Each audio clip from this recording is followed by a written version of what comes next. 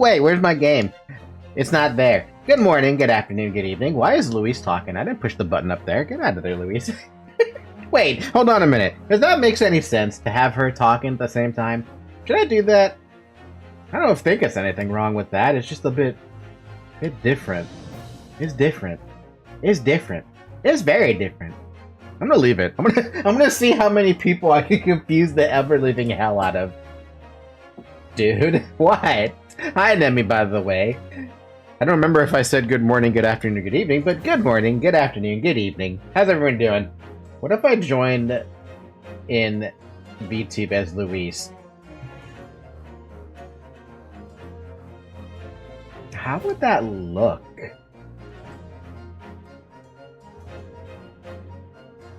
You know, I'm not sure how that would look. Hi, hi, Bomb. That's a bit. It's a bit of much to start the day off. What are you doing, Zoe? Oh my God. So first, Zoe types on the keyboard, decides to say hi, well, ... to Nemi, and now she's over here standing on the tissue box tower I have that houses all my tissues. What are you doing? You're not gonna make that, you know that. You're gonna get hurt. I want to save you from this. Nope, we're not gonna let you get hurt. Grab you by the scruff and put you on the desk. Sorry that I had to do that, but I know you don't like it. Anyway, we're back to Ace Attorney Chronicles. There is something I really like about Ace Attorney Chronicles, and that is whenever you save the game and you come back later, it's on the same screen that you left it on. Like, sure, maybe the person is not there in the background, right? But this is nice. This is literally the same screen. I was like, we're gonna save right here and we're gonna come back to it later. As soon as I hit continue, it's gonna bring me right back to that same damn screen. I love that. It's not a detail that they have to do, but I appreciate it nonetheless. So, on the last stream, we had at the very end, Suzato literally calling out to the masked man, calling him Kazuma-sama. I do not believe that that masked man is Kazuma. Until I see that man's face, he is not Kazuma. If he ends up being Kazuma, then something is really fucked up about that situation, because then what happened on that ship, dude? What happened on Case 2? That man Kazuma is dead. Yeah, Kazuma is dead. We saw him dead. We even wrote his dying message, his final dying message in Russian. So surely. Anyway, we're going to Madame Tussbell's. I'm assuming that we can find... Nope. Okay. Maybe Dr. Stiff is in? Nope. Okay. Shom, are you back home yet? Lord Chief Justice? Someone? No? Okay. The prison. Maybe Mr. Professor Hairbrain has something. Actually, hold on. Do we have anything new? Yeah, the birdcage. Represent this to him. Nope, he doesn't care.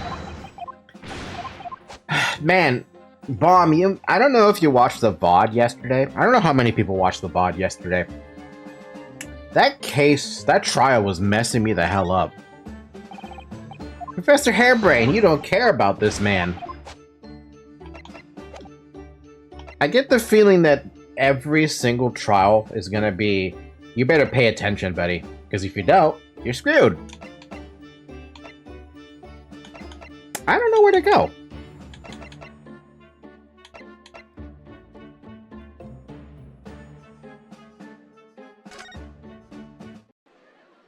Is there something that I missed to examine? Perhaps? I mean, there are some things I missed to examine, but I don't think there's much. Ah, the Crystal Tower. I can't believe I'm seeing it in such close proximity with my own eyes. Nemi, I just came to the realization, if you were to come onto VTube Studio with just Luis on the model and me as the Cal, you would need to be very careful about all the toggles you have access to. Because I don't know how you set up the toggles with the hotkeys.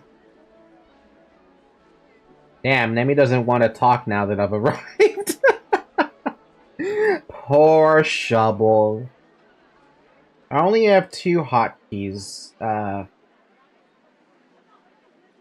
Advice. Killed the mood. Nobody wants to talk to Shovel Knight.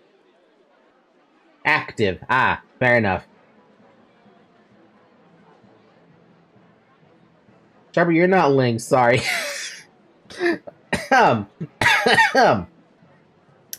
Shovel, you never drop in on those Stardew Valley streams, do you? I don't know, maybe you do. Yeah, no, he's never dropped in on the Stardew Valley streams then. Go watch the VODs for those. You'll get a very quick understanding of why Nemi just said that. Have you ever seen Nemi fold like a lawn chair?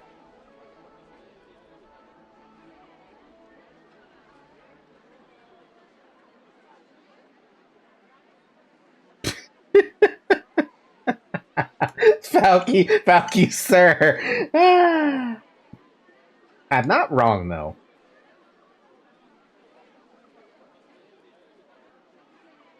I know he doesn't watch these VODs.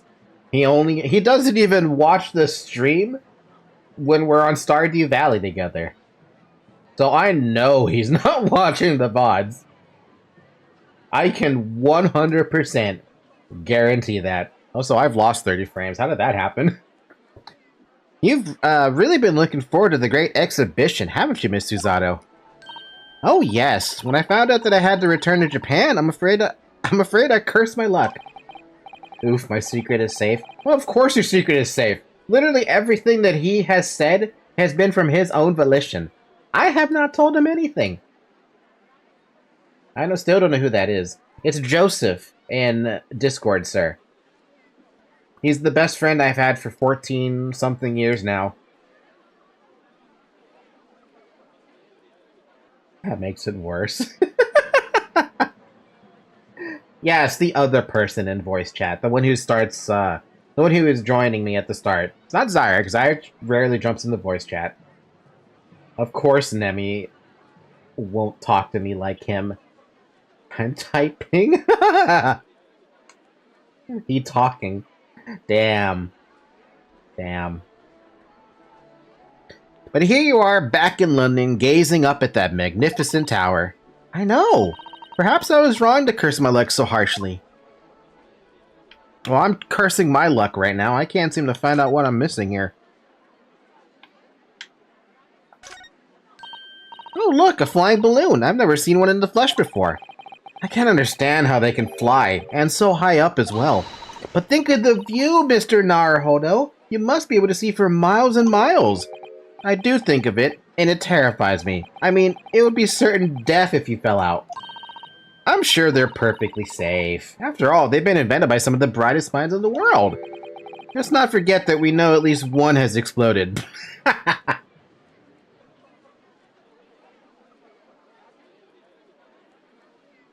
Oh, so Bomb does know. Okay. He's not... So he's a bratty destroyer and an expert with rope. You're weak to him. The reason he knows that is because we were talking about the BDSM test. And I brought up all of Ling's results. And you were there for that too, Nemi. You remember that.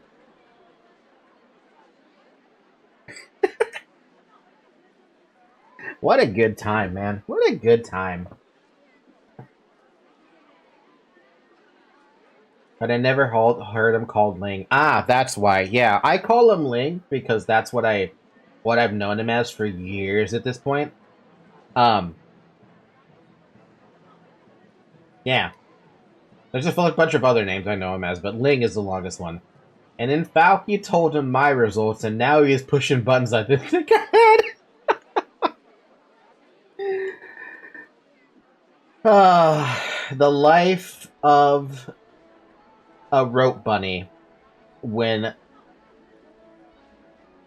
immediately met with someone who is a brat tamer and a rigger. Not that kind of rigging, though. The other kind of rigging. Wink. Should I do a BDSM Nemi meme? You better. But she has to... But she's a sub. Just remember that. She's bottom. Though, if you want to make her a top, by all means, do it. I'll retake the test for you if needed. Do it! That test doesn't take that long. At least I don't think it took that long. I don't remember how long it takes. I'm sure there are other ways to fly. Like an airplane that doesn't exist in this area yet.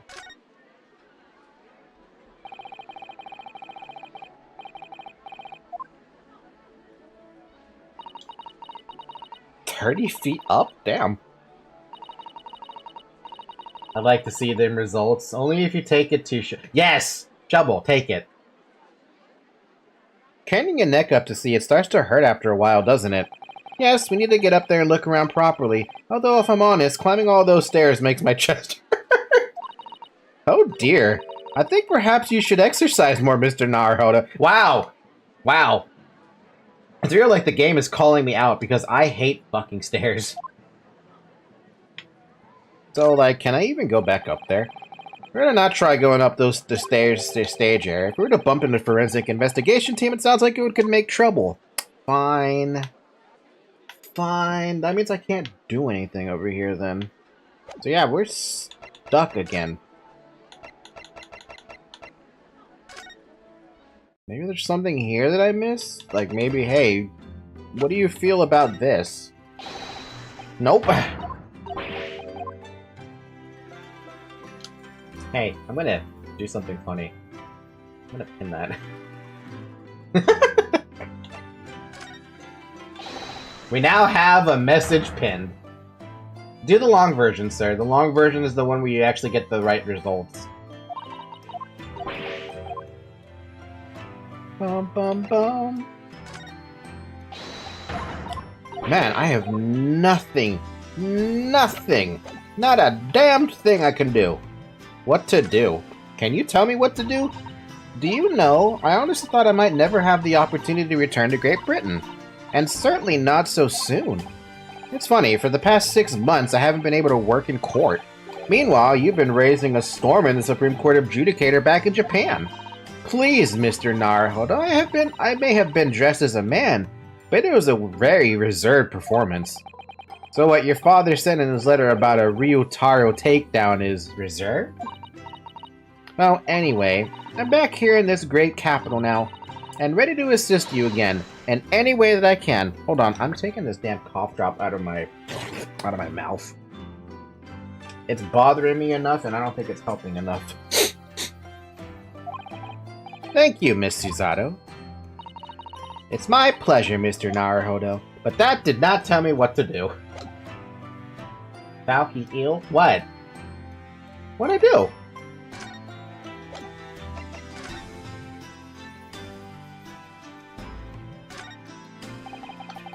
Your room through there should be exactly as you left it. I've still never been inside. I've never been invited. Of course not. Only Iris is allowed to my room. No doubt I'll be hearing you two giggling away in there again then. That wet slurp? What, did I accidentally wet slurp? I'm very sorry if I did because that was not my intention.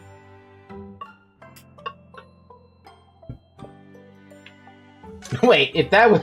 I did? No. I don't buy that. All I did was take the damn thing out of my mouth.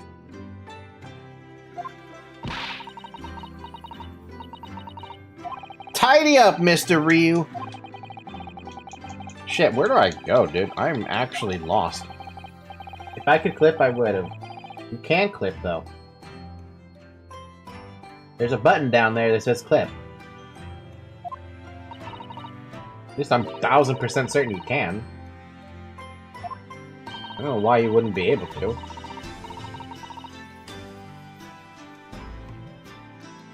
I'm gonna check my channel, mute the site. Oh, there is no. Huh. I could have sworn there was a button to clip. Maybe I'm mistaken and that's only after streams. Fair enough. Oh no, No! My controller stopped working, stop! No! Now I have to tap back into the game when I don't wanna.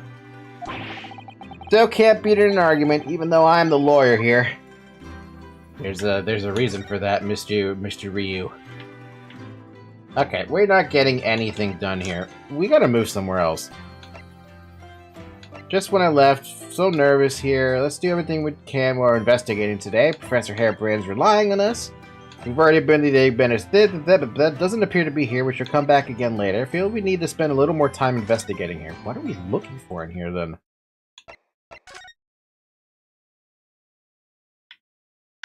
There is, like, nothing for me to look at, though. What could I possibly have missed in this little tiny room?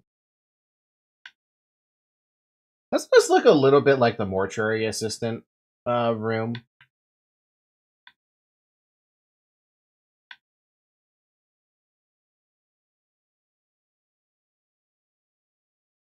Dude, there is nothing to poke here. I thought maybe I could poke like this stuff, but no. There's not a damn thing I can poke. I can't move anywhere either. Feel we need to spend a little more time investigating here. Yeah, but what am I investigating?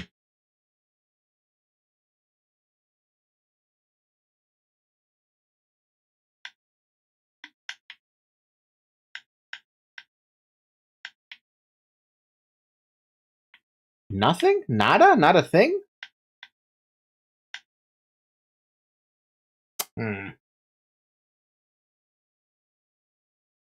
Bum bum bum bum bum ba-ba-dum, ba-da-dum.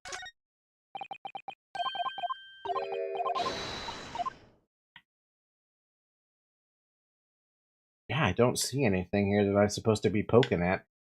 I've already poked at the owl and the crow. I've poked already everything at the side, and there's nothing there. At least I can actually click on something there. Nothing particular of note. Okay. Not going to comment on the blood on the table. Nothing particular of note. Nothing particular of note. Come on. There's nowhere else to go, though. Oh, God. This is bad. This could be a little bit bad. Shovel, I might need a little bit of guidance here. Unless Mr. Shomes is back on his spot at the wax. Nope, he is not in his spot at the wax.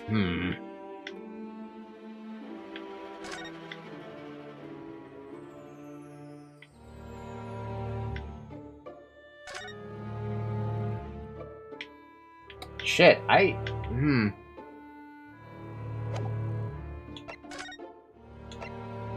Can't do anything in the experimentation stage. Can't go to the prosecutor's office. Can only go back to here. Maybe you have something to say? No. I don't think I can present anything else to you.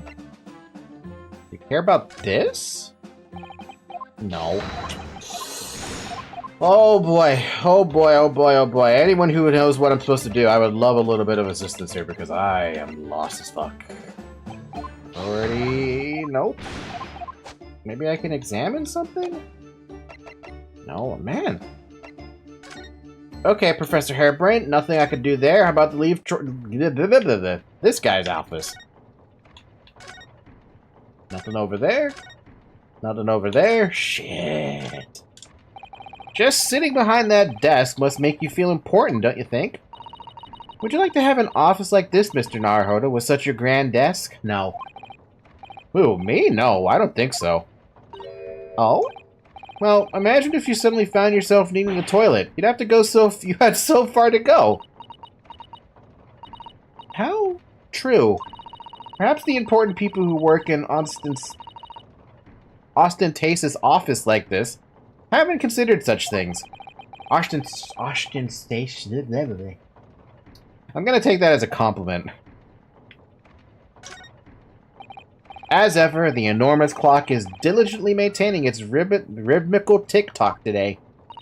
Watching machinery at work can be quite mesmerizing, can it? Ironically, you can completely forget the time. What I particularly enjoy is watching the enormous wheels of a steam locomotive turning. When I was a little girl, grandmother often used to take me to watch the railway engine, you know. It's an open fire for me. I could sit and watch the flames for hours. Probably not good for your eyes, though. Mr. Naruhodo, we could install one in the office. An enormous wheel turned by an enormous steam engine. Perhaps we could start with a simple fireplace? I see a Discord message.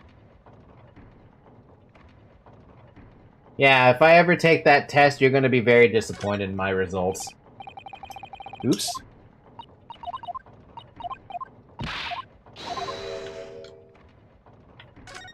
I sent you and Shovel the test results. Ah, good old Shovel gonna have a good time looking at them test results. These very European suits of armor are still glaring at each other across the carpet, I see. In a way, they feel like guardians of the Lord Chief Justice Office. I suppose they're rather like the lion dogs that guard shrines in Japan, aren't they? Aren't they a bit too human to be called lion dogs? Did you know that it's a dream of mine to keep 2 cats one day?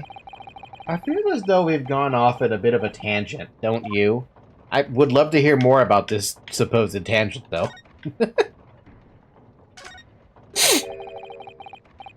You couldn't read all these books even if you were reincarnated 6 times over as a bookworm. Can Lord Strongheart really have read all these?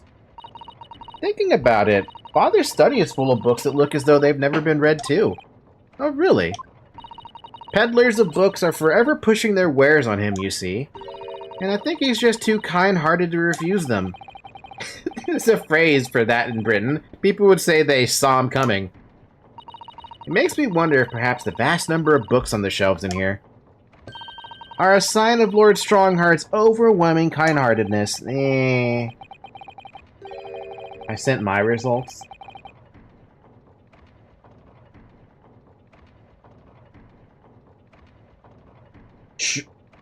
Jesus.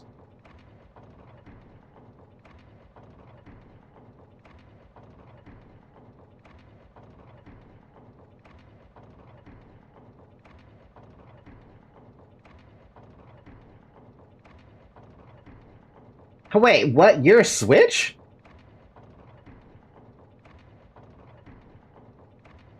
The reaction on your model. I didn't even see the reaction of my model because I was like looking at the results, comparing the two, like some kind of weird deck card game, and I'm just looking and I'm like, holy crap! That there's such a massive.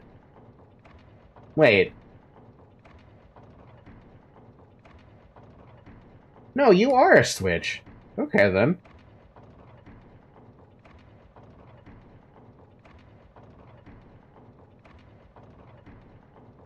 Huh.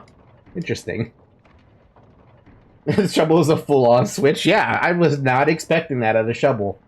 I was honestly expecting more dominant trait. Like, almost no submissive trait.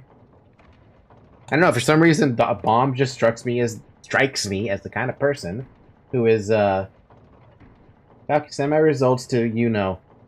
Do I need to? But okay, I will. I just have to take a screenshot of it this time around. Where is my Share X button? Share X! Do-do-do-do-do. Do-do, do-do-do-do-do.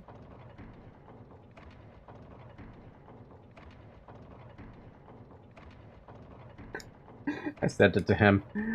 I don't know, he's away right now, but I don't know if he is actually there.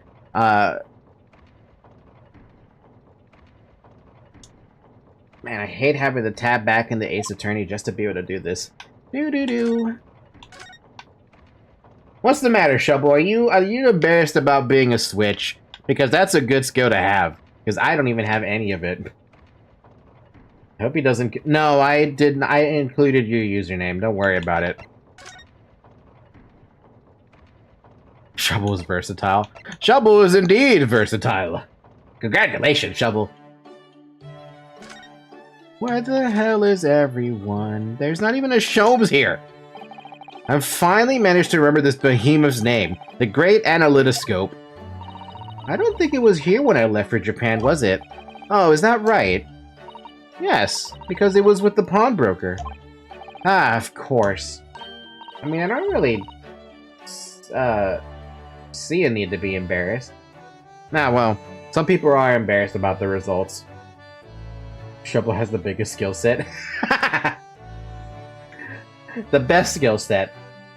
You need something done? Call Shovel. Shovel! I could pawn everything that's on your desk. The office will be tidy at last. Wow, Susato. Don't even joke about that, Miss Susato. You are joking, aren't you? She is not joking.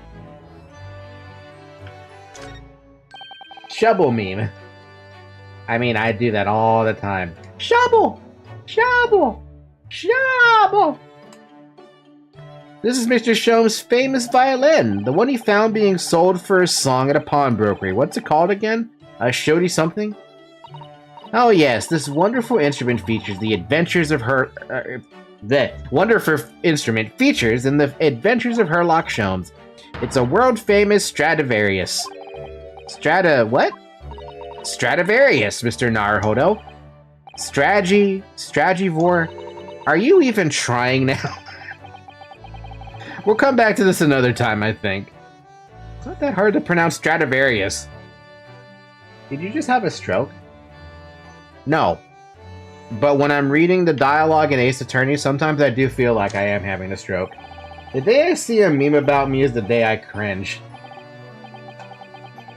Wait, so you can make memes about others, but you don't want to make a meme about me calling out the shovel? Shovel! What do you think I feel like? Look at me, though. I got turned in... Literally, Nemi Discord was talking about how I would look like as a steak. Can you believe that? Like, damn. The Falky Nemi Discord steak arc. Crawl, bitch. You got some quality memes up in there. You know that. I don't care about this chemistry stuff. Do do do do.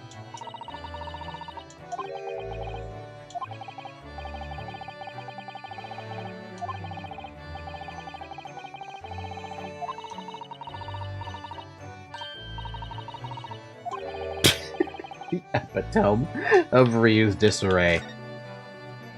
Oh, Christ, fucking mighty. There's nobody here. Oh, so these equations look like the one that's in Professor Hairbrain's prison cell.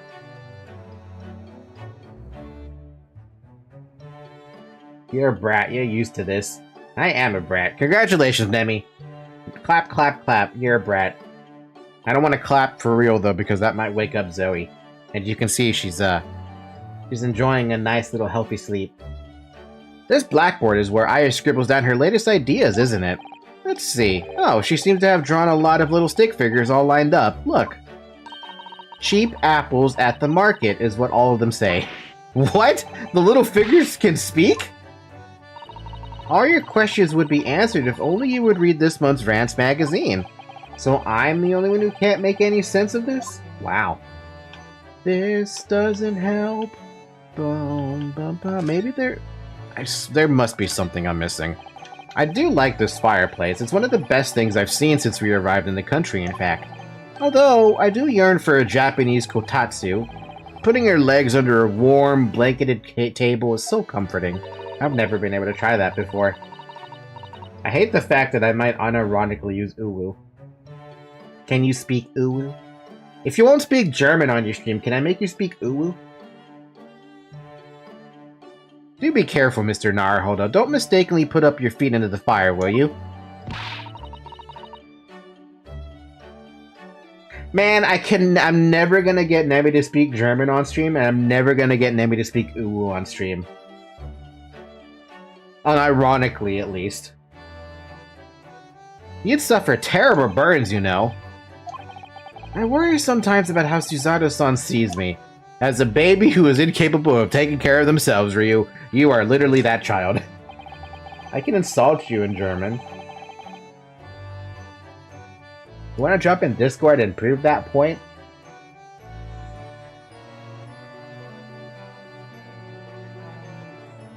Actually, what would you even say to me in German to insult me?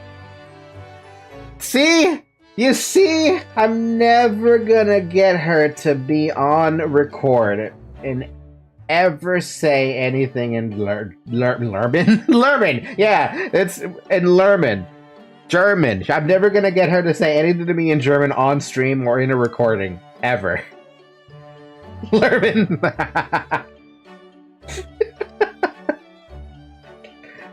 Schlapplappen. What the hell does that mean? Schlop. Schlap. When the Germans take an L. My eye is always drawn to this big metal chest that Mr. Sholmes and Iris use as a coffee table. Isn't it where Iris keeps her very important papers? It is, so you'd think they'd treat it with more care, really. But only the other day I saw Mr. Sholmes kids. Oh no! I suppose something must have been frustrating him. What a shame to mistreat the furniture, though. Was it damaged? The chest was fine, but Mr. Sholmes was doubled up on the floor for almost 10 minutes. Ooh. Lemmy, Lubble, Lauky, Lauky. You know what? I like that. Lauky. Oh dear, that is a painful tale.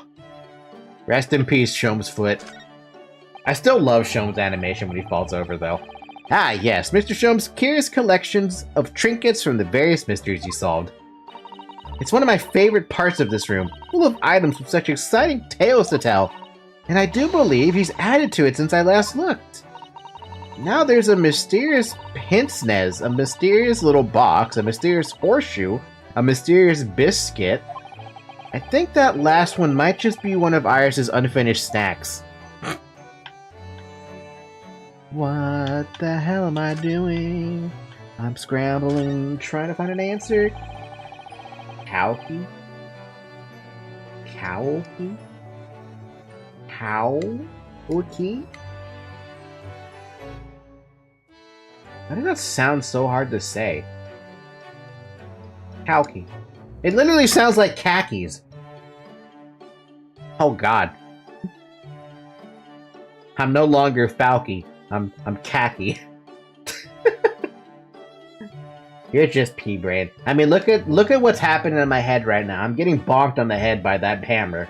Are we surprised? Steak for brain. You know, one of these days, I'm gonna ask an artist to make a steak and rig it. And I'm gonna have my rigger rig it for me. And whenever I decide to be sad or something, I'm just gonna turn into a steak and Luis is holding a steak. And I'm gonna have a toggle where she eats it. That'd be fucking fantastic, actually. Right, let that be a note down for the future. Iris's pretty little tea set is set out as beautifully as ever. Well, it's only by carefully taking care of a tea set that you can make good tea. Is that a roundabout way of telling me I need to tighten my desk? Oh, Mr. Naruhodo, you do overthink things at times. But it's true, though. Tell your rigger to give me a guide on how to cut a model. Huh? I only have the only guide I have right now is how to cut hands. So that all the finger joints are all like nice. Make it a burger instead?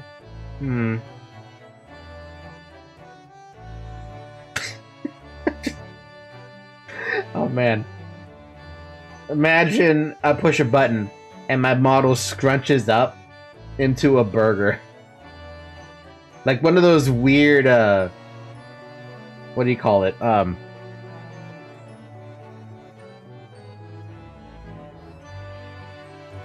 Like that black and white box thing that you see from like Paper Mario or something. I have to find some way to show that effect off because I can't explain it without actually showing it. But if you played any of the Paper Mario games, there is an effect that does that.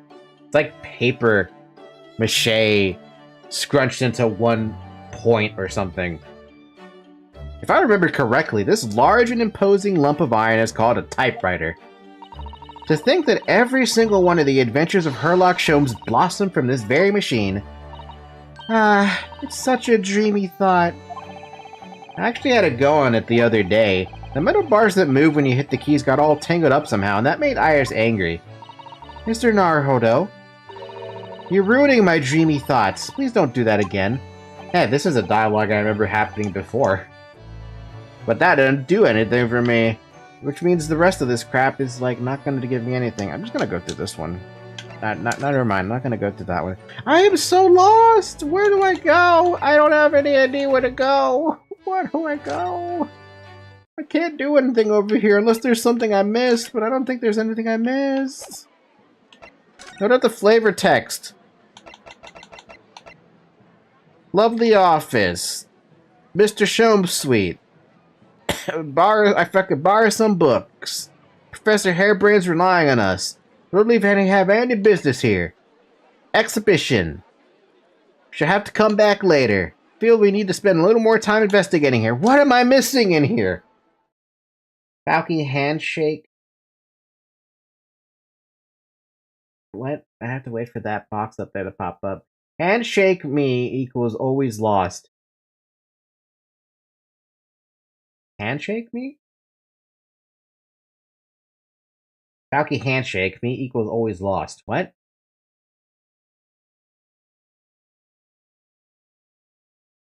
Dude in Discord.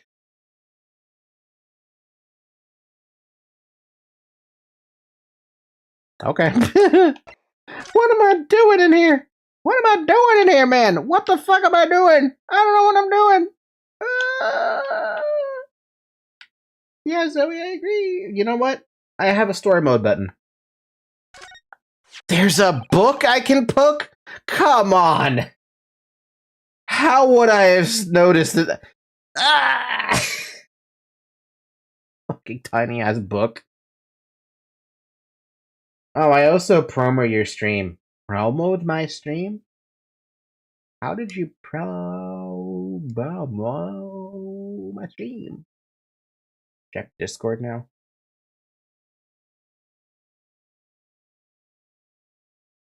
Oh.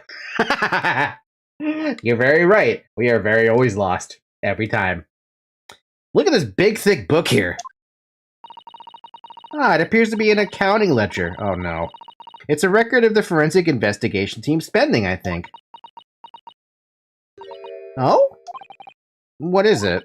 It's clear that the team purchases various equipment and supplies on a monthly basis, but... well, one entry seems rather strange. Really? In what way? You're buying 500 scalpels every month. What the fuck? 500? They must be working really hard on dissecting corpses. Not Ryu. First off, 500 people would have to be dying a day for that to be happening. I don't know. Judicial autopsies are only carried out in certain special circumstances. And scalpel blades can be sharpened, too. Can they? It does seem a bit strange, you're right. 500 scalpels a month. What could they possibly be using them all for?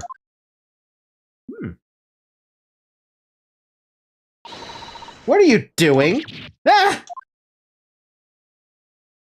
Hi, imposing Doctor. Yes, it is not common to sharpen scalpels anymore, though. I can't imagine anyone wanting to sharpen a scalpel. Sorry, we had something we wanted to ask you, but you weren't here, so... So you thought you'd snoop around. That's acceptable to you people from the East, is it? Well, what do you want? Oh god, Trouble and I have the same reaction. I mean... Look at her. She would punish you without even missing a heartbeat. Lord Strongheart told us, you see, that it was you who examined the victim's body, or Mr. Asmon's body, I mean. So we came to ask you about your findings. Bratty Destroyer, GG Nemi. On Lord Strongheart's advice. Very well. If the Lord Chief Justice has given his consent, I'll tell you what our investigation revealed. But when we're done, you must leave immediately. Before that, can I show you my armband? Dr. Sif, would you be good enough to take a look at this? Oh, You think I'm good enough, do you? Oh. Superiority complex? Ah, no, I didn't mean... So I'm not good enough? In that case, why would you show me anything? Ay. Be right back screaming. Oh, clearly you're too good for me to show you anything again, ever. So wait, you probably don't care about anything, right? Like, can I show you a photograph of the victim? Yeah, you don't care. Okay, fair enough.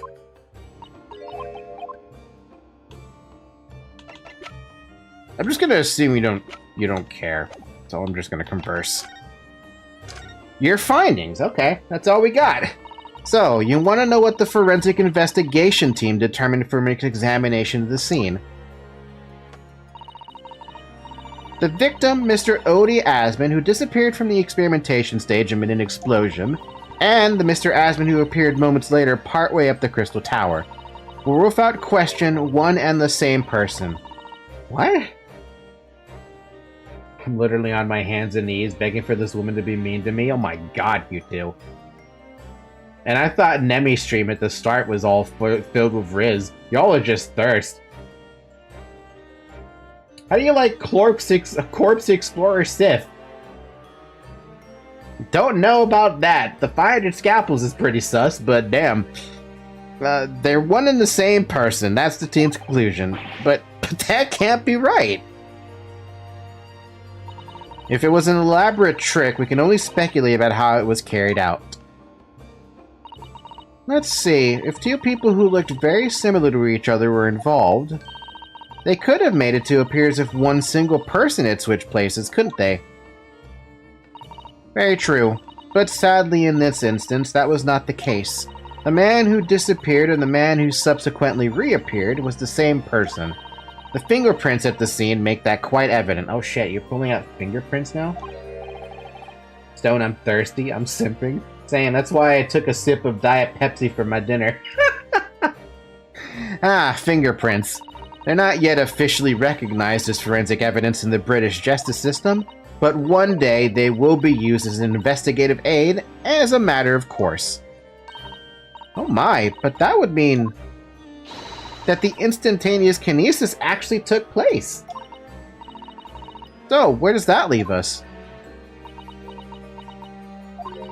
My team was tasked with investigating, not drawing conclusions. Insert House MD gif. Instantaneous kinesis is impossible, and yet the body did move from one place to the other. This hasn't cleared anything up at all. It's made the whole thing even more of a mystery. And annoyingly so. Now she's gonna kick us the fuck out. The fuck?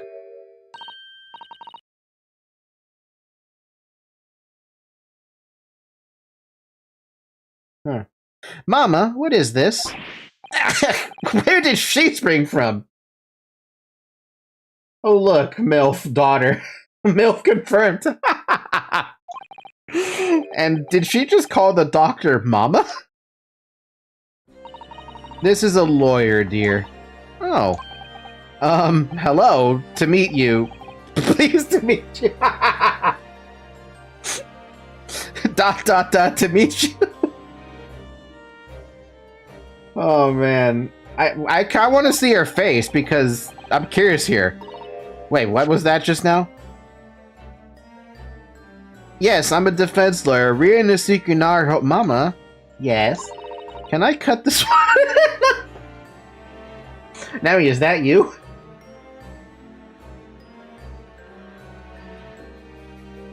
The fuck? Well, shit. What? I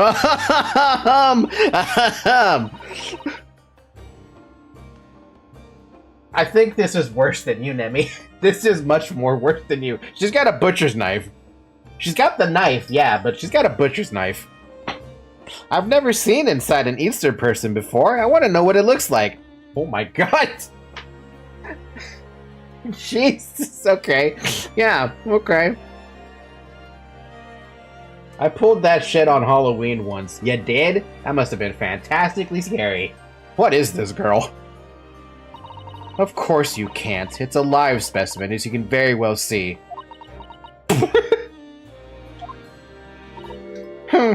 Boring. What the fuck? I think I just had a near-death experience. Oh dear, Mr. Naruhodo, you're as pale as a corpse. Then let's leave before I'm mistaken for one. Well, I think we've done all the investigating we can here for now. If we could just determine the whereabouts of Mr. Drebber. I'm sure Jean and little Toby won't let us down.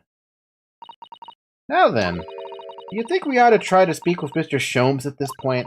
We have things to discuss, and I'm dying to meet him again after all these months. Yes, it's quite possible he might know something useful, you're right. He might even know if that's actually Kazuma or not. I don't think it is still.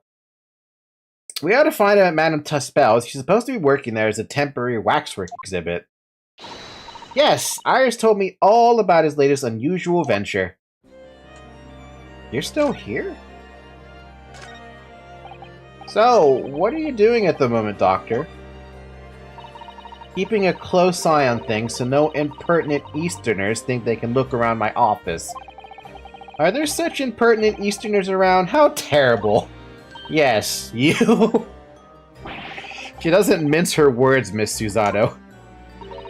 I think perhaps it's time we left. Can I poke at the skeleton anyway? No, she's not.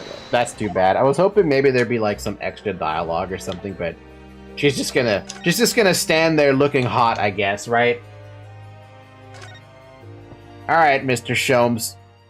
Though I am very curious about that daughter, who's a very psycho, apparently.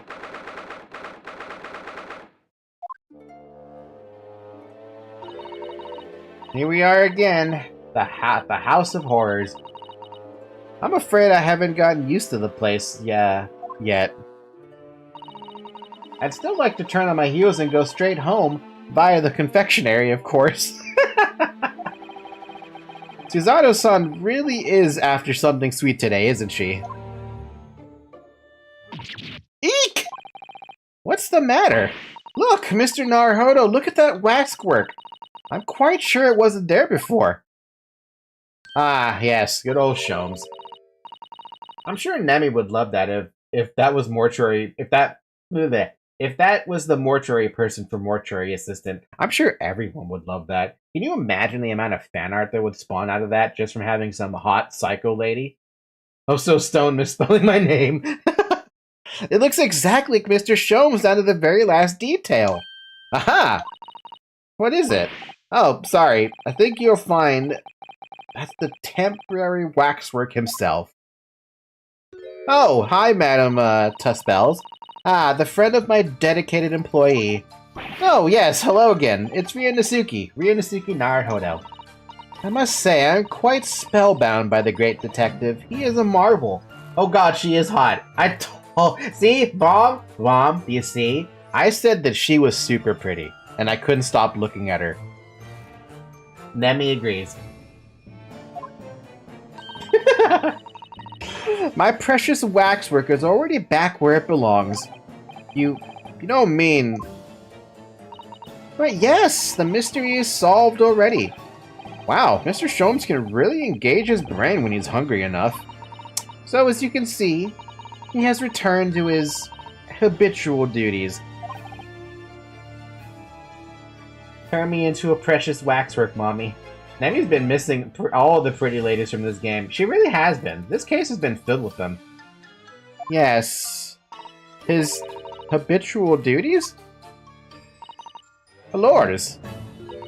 Do not disturb, huh? She's French, by the way. I forgot to mention that. Poor Susato-san. She looks very perplexed. Taki, do you want to tell Nomi about the German kid? Do I even remember the name? Is the name in here? No, it's not. It's still Bohemian Boy. Okay, what was the name? It was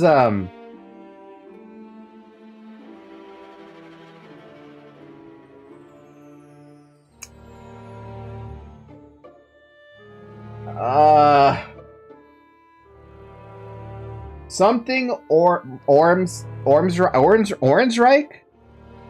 Got something? Gottsreich, Ormstein, Sigismund. I don't remember the last name. There's too many names. There's too many.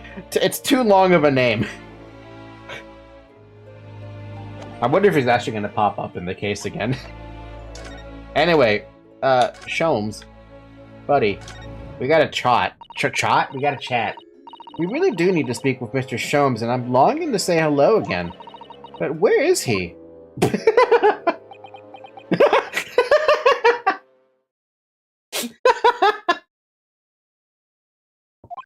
I think you might find that he's quite nearby, actually.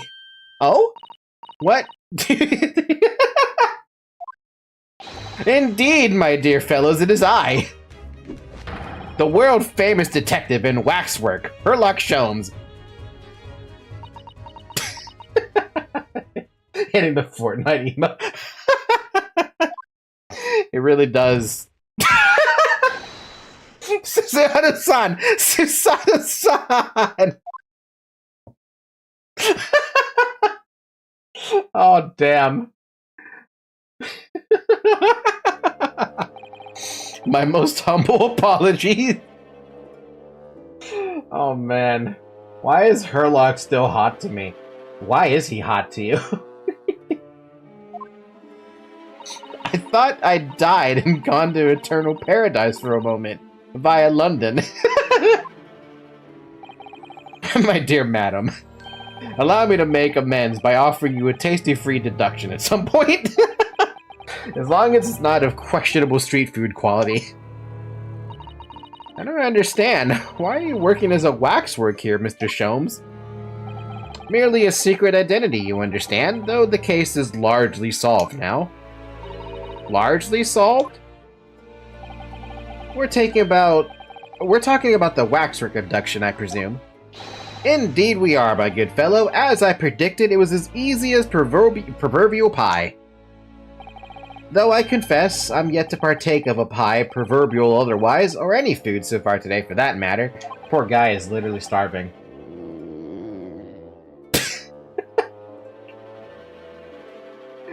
You thought she would have thrown him.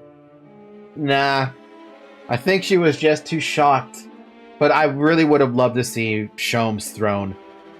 It was a missed opportunity. That stomach rumble echoed around the whole museum. So, how did you manage to solve it so quickly?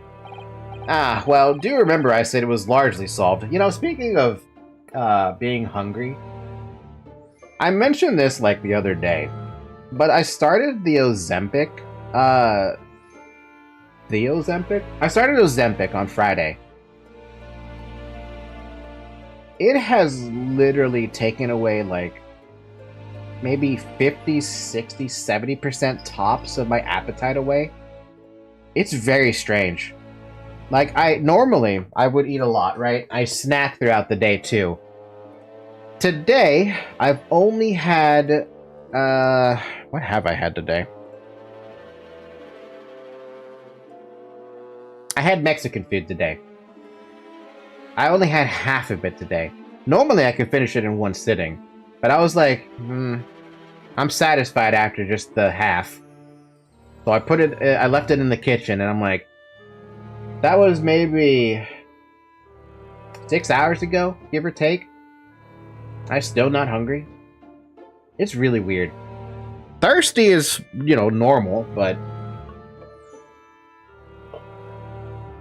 hunger is not there. I'm actually kind of surprised the Ozempic actually works that well.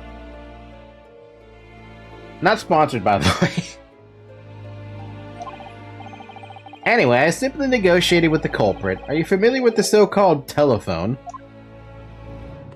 Oh yes, it's a most modern invention, allowing you to hold a conversation with people far away. Give me some of that shit. Dude, for just 2 or 3 months supply, it cost me $70. You want to know how much that costs with people who don't have diabetes to worry about? $741. Huh? And people pay for that because they want it for the weight loss. And all I wanted it for was to keep my diabetes in check. Strange, huh? Very strange. Ridiculously expensive, too. In Japan, only the imperial capital and a handful of other cities are connected as yet.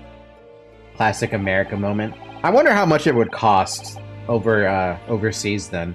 I'm curious about that one. Nemi, go find out for me.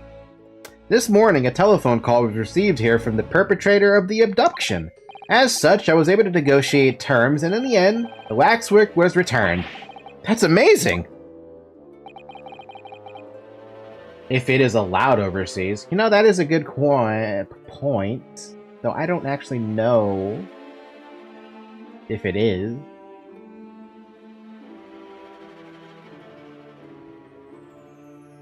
Someone else can look that up for me. Just between you and I. It would appear the culprit had always intended to return the stolen waxwork in any event. Oh, but I thought whoever was responsible had demanded a ransom, no? Yes, I think perhaps the ransom demand was necessary to avoid unwanted suspicion regarding the true motive. $59 in Germany? Dude. That is so cheap.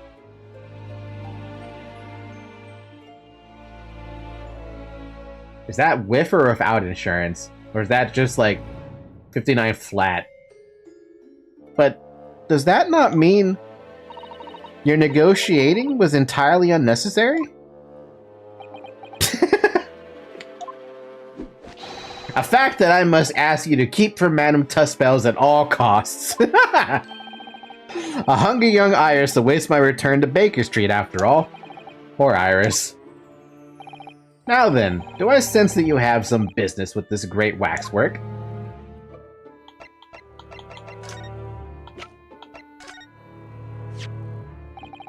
Odie Asman, yes, a fearsome adversary. What? You mean you fought him? Novo said that the Ozempic 0.25 milligram starter strength will still not be available in Journey during the second quarter. I see. Yeah, I have the... Right now, it started me off with 0.25 milligrams, and then it's gonna bump me up to 0.5 after on the third week. I think that's what it said. I'll double check the instructions, but I'm pretty sure first 2 weeks is 0.25. Otherwise, it's been surprising. Surprising, at least. And 0.5 is only in specific cases, so rip. I see. So you can't get it then. Or at least not yet. I once infiltrated his criminal organization in order to investigate the man and his activities. But he saw through my disguise instantly. I still remember what he said, what the man said to me now. What was it? Whoever saw such a tall lady... Oh my god. Wow. Wow. Old lady? Indeed, but my special disguise hasn't seen the light of day again since that humiliation. Mrs. Minisol is retired. Mrs. Minisol? I would give my right arm to see that. Don't give up your right arm, Ryu. Time to see if I can in another way. Maybe you can with your old nurse connections. Mr. Sholmes, about this. As you will see, I'm rather busy at the moment. If it's advice you seek, come to my office tomorrow and I should be happy to help you. Shall we say, 3 pence per item is a consultation fee. That's 2 hours of gas, that is. He doesn't care about this one either, but he did care at least about the cage, so I mean, that's something. Doesn't care about Andrew. I think that was the name of the screwdriver. Why did I even show him the autopsy report? Of course he's not going to care about the autopsy report. That's the same thing. But interesting how the cage triggered that dialogue, not the photograph.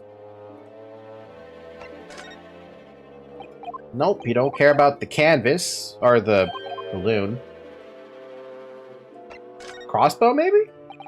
Oh, man, I was really hoping he would care about the crossbow. It seems like something he would understand. Okay, let's chat then, man. Enoch Drebber. We're in the process of trying to track somebody down. Oh? Yes, a man by the name of Enoch Drebber. He's the swindler who duped Professor Hairbrain and the engineer who built the kinesis machine. A swindler and an engineer. Quite the modern man. He also seems to be a conjurer of sorts too, with considerable knowledge of stage magic. We really need to locate him before the trial resumes tomorrow morning. But we have so few clues to go on, that's the trouble. Do you have any good ideas?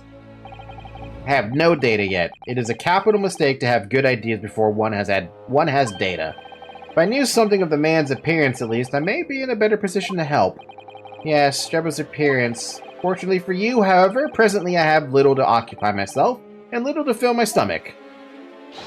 As soon as you find any clue, no matter how small, I should gladly give you my thoughts on it. Oh, so he cares about it now.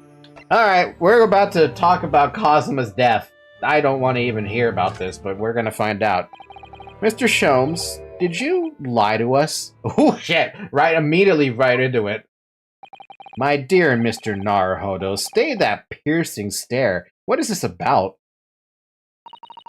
Last winter, when we were first on our way to Britain aboard the steamship, your words were very clear. So then, let us unravel this mystery and discover what events led to this curious murder. You told us that it was murder, and you examined Kazuma-sama's body. Indeed, and wherein lies the problem? We met him earlier today, the victim, Kazuma Asogi. You're quite sure? He was wearing some sort of mask and was apparently suffering from amnesia. But yes, I'm quite sure it was Kazuma-sama. I still don't buy it, dude. You must have known at the time, Mr. Sholmes, that he wasn't actually dead. Well, I can only assume I was swept up in the murderous atmosphere of the moment. But the fellow wasn't dead at all? This guy's literally trying to dodge it. Priceless. I don't suppose that performance would pass muster, would it, Mr. Naruhodo? I could believe that the crewman present at the time made a mistake. But not you, Mr. Sholmes. I will now tell you something of the first importance, my dear fellow. Great detectives are wont to lie. It will serve you well to remember that. Please, Mr. Sholmes. Tomorrow in court, you will find yourself on the threshold of a very great mystery. For now, I'm afraid that is all I can say. Man, why does everyone always keep things hidden? Nobody ever wants to say anything specific. Mr. Sholmes, would you cast your eyes over this photographic print?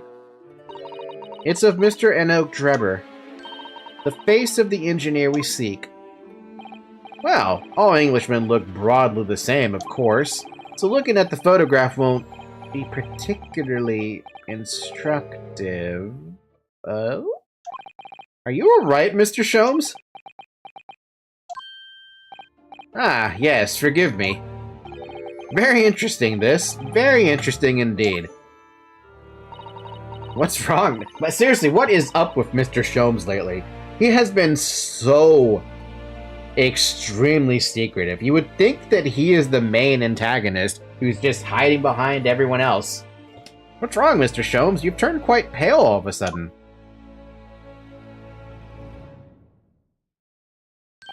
I have a suggestion, Mr. Naruhodo. Will you indulge me? Oh, well, what is it? As I explained to you when you arrived, the missing waxwork has been returned, and I personally reinstalled it in the exhibit from which it was taken, behind those thick curtains. Oh, yes, the Professor exhibit, isn't it? Would you like to see it for a mere 5 shillings? That's a special, one-time only price, you understand? What? The opportunity won't come again, I might add. Wouldn't you like to see the fruits of my labor? Oh, well, we do have a rather pressing investigation to carry out. Perhaps you could postpone. The price is a very reasonable 5 shillings. I think you'll find it's well worth it. Are you being quite serious, Mr. Sholmes? Surely you need only look at my expression to ascertain if this is seriousness or silliness. I can never tell with you. That's the point. Very well, it couldn't hurt. Here's your 5 shillings. That was quick. I didn't think you were going to give it to him. Gratefully received. Oh, the special exhibit awaits behind the curtain. I invite you to pursue it at your leisure.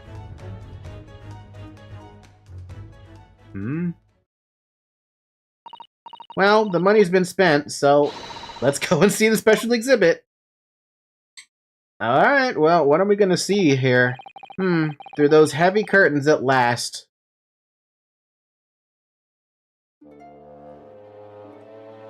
I have to do it myself, man. Why do I gotta do all the work? 5 shillings you've had to pay. Doesn't seem right somehow that Mr. Sholmes slipped the money into his own pocket, does it? No. We could ask Gina to retrieve it for us, using her special skills. Pickpocketing police officers and diddling detectives. Is this what makes Britain great? Not to mention demigod prosecutors taking the law into their own hands, or chip-loving inspectors. Inspector Gregson comes off rather well in that list, I think. You know, you're not wrong with that assumption.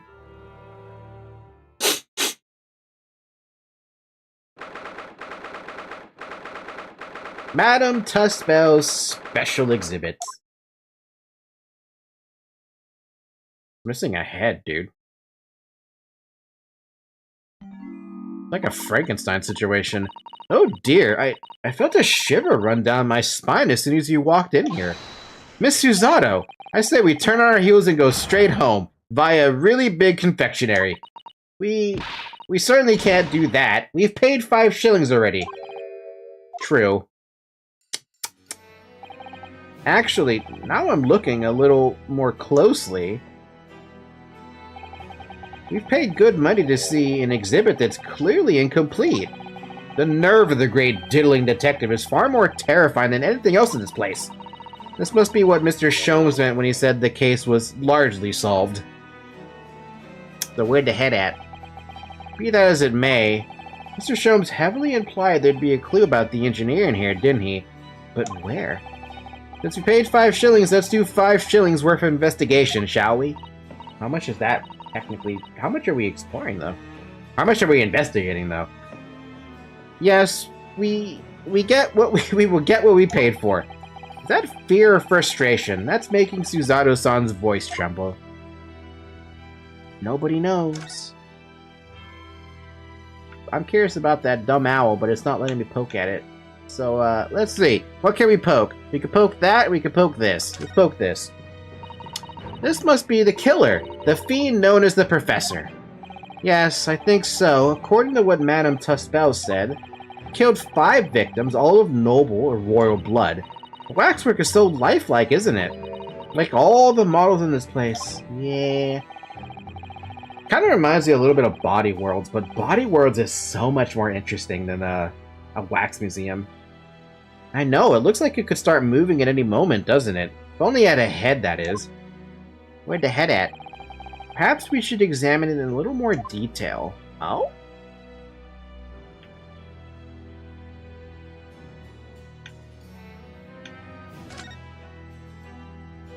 How much closer are you gonna get? God damn. So this is the condemned man. Yes, the so-called Professor. Then perhaps his head was chopped off by a guillotine. But unable to find peace, he emerged from his grave as a headless ghost. Do we have to entertain such terrifying ideas, Miss Susato? Anyway, I'm sure the model had a head once. There's a metal fitting for it, see? Then perhaps Mr. Sholmes absent-mindedly forgot to reattach it? That's an extremely absent-minded detective you're describing, isn't it? Or perhaps the thief absent-mindedly forgot to include the head when he or she returned it to the museum. And that would be an extremely absent-minded thief. Where'd the head at, though? Could there have been a reason why the head wasn't returned? Well, whatever the reason, it means we don't know what the face of the infamous professor looked like, do we? Oh. There's something caught just inside the convict's jacket here, huh?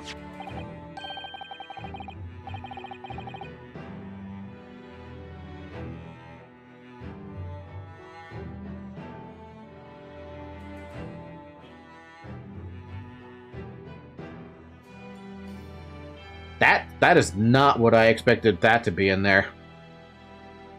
It looks like a piece of broken glass, and quite a big piece, too. It's very thick, isn't it? About 5 times thicker than normal window glazing, I'd say. Where could such a thick piece of glass have come from, I wonder? I suppose it must have been made thick to increase its strength? But why? Well, perhaps because the glass had to span a particularly wide area, such as in a big building, for example. Ah, well, we've seen a large glass building recently, haven't we? And some of the glass was broken, too. You don't mean exactly the Crystal Tower at the Great Exhibition. But why would glass from the Crystal Tower be lodged inside this waxworks jacket? Makes you think, doesn't it? Yeah, it does make me think, and it makes me realize I think I knew who the thief is. A small fragment of very unusual and thick glass that was found in the folds of the clothing of the Professor Waxwork. It would appear to be from the Crystal Tower. Earlier in court, we established that the kinesis experiment was a trick. Now we discover this fragment of glass here in the waxwork. Is it just a coincidence? Yeah, but now I have even more questions. Because the only way that doesn't make sense, though.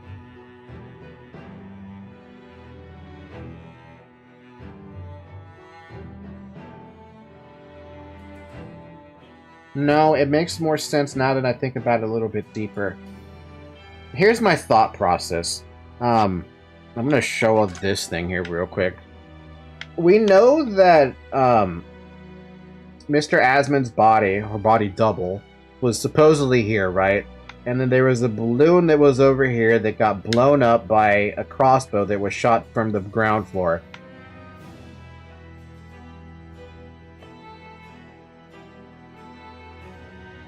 Here's the only issue I have with that. It implies that Mr. Asmon was inside the balloon, right? And he fell, crushed his head. But he was also stabbed somewhere in between that time frame. That would imply that Mr. Asmon was right here. The wax dummy was in here. Mr. Asmon escaped through the trapdoor that was on the instantaneous chronosphere. Was stabbed by maybe Drebber? And then Drebber decided to shoot at the balloon to drop the dummy? And because there was so much panic, but then how would you have broken your neck then?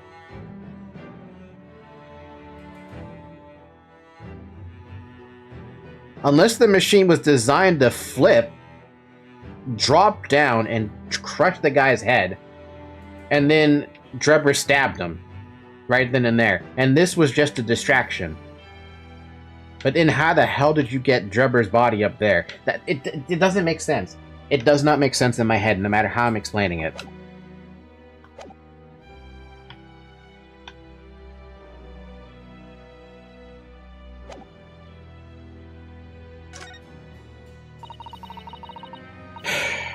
I don't know if I did figure it out, Bomb. I have ideas, but it just doesn't match. This part of the exhibit is just as disturbing as the rest. It looks surreal. It seems to be a young man in a white overcoat. And he has a large shovel in his hand, too. Look. Perhaps we should investigate it in a little more detail. Oh man, I can even turn it. What's this here? Well, this would appear to be a lens in the middle, so I believe it's probably a camera. A camera, but it's so small. British technology is incredible, isn't it? I mean, what about Mr. Shome's skin prints? I think perhaps you should treat Mr. Shome's inventions as exceptions to the rule. But anyway, why would the man be in a graveyard at night with a camera? I wonder. Perhaps he was trying to capture the moment a dead body came back as a ghost on film. Ugh. We'll just borrow this for a little while, I think. Camera from around the neck of a waxwork in Madame Tussbell's special exhibit. What? By looking at the photographic plate inside the camera, we can see what picture was taken. What's a photographic plate?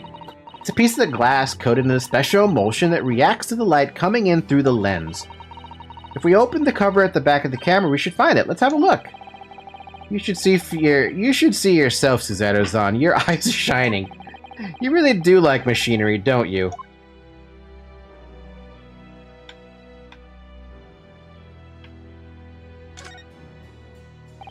That's quite a large lamp that man's carrying. Or is it a lantern? It's not unlike a Japanese paper lantern, actually, is it?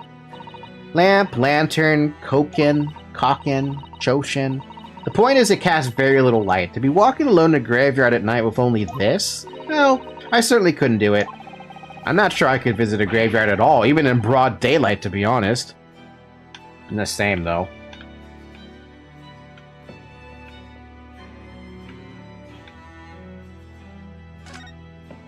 I can't see his face very well, can you? Perhaps if I just... Oh, do you think you should be manhandling the exhibits, Mr. Naruhodo? What are you doing? What are you doing, Ryu? I'll put it back exactly as it was, don't worry. Hmm?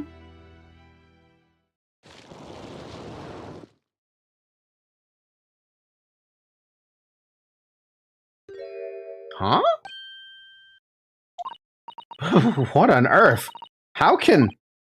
I don't believe it. A black monocle. Mr. Naruhodo, is it possible that this man is... Yes. Oh man, it really does look like him. It's Enoch Drebber. The color of his hair is different, but it's unmistakably him.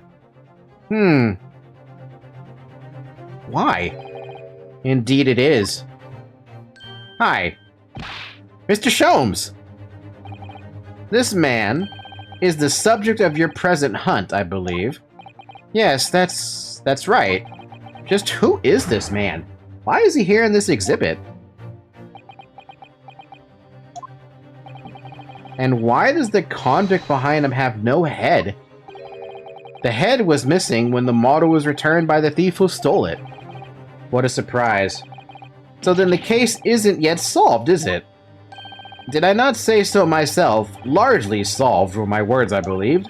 But I must locate the missing head, tout the sweet, as Madam would say, or I'll be in grave trouble.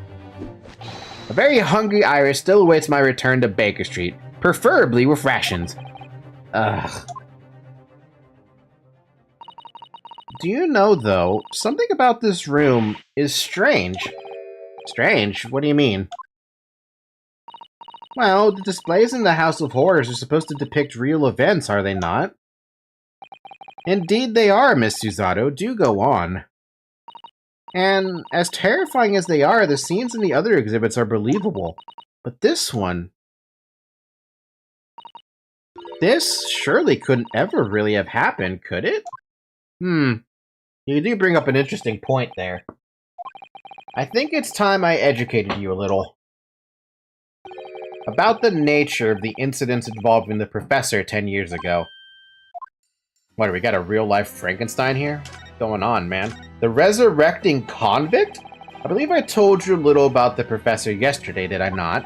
He took the lives of 5 victims, everyone being either a member of the aristocracy or royalty. All were attacked by an enormous hunting hound, jeez, and had their throats ripped from their bodies, Jesus, fuck. Oh gosh, an enormous hound? How awful. After taking the life of his 5th victim, the killer was apprehended. It was a case of unprecedented magnitude in Britain, you understand, accordingly. The professor was tried in a closed court. No members of the public were permitted. A closed court? So you mean that the professor's identity... As you've surmised, my dear fellow, his identity was never made public. Naturally, he was found guilty and was summarily sentenced to death by hanging. He was buried in a grave at Lowgate Cemetery, which adjoins the rear of the prison where he had been held. However, that was not the end of the affair. Huh? Oh. The very night that he was buried, the convicted man came back to life. What? How? How would he come back to life? He clawed his way out of the ground and emerged into the moonlit graveyard. The exhibit here depicts that very scene as described by the sole witness to those chilling events. There was a witness? But of course, my dear fellow, it was none other than the young man in the white overcoat. Enoch Drebber. He saw it happen?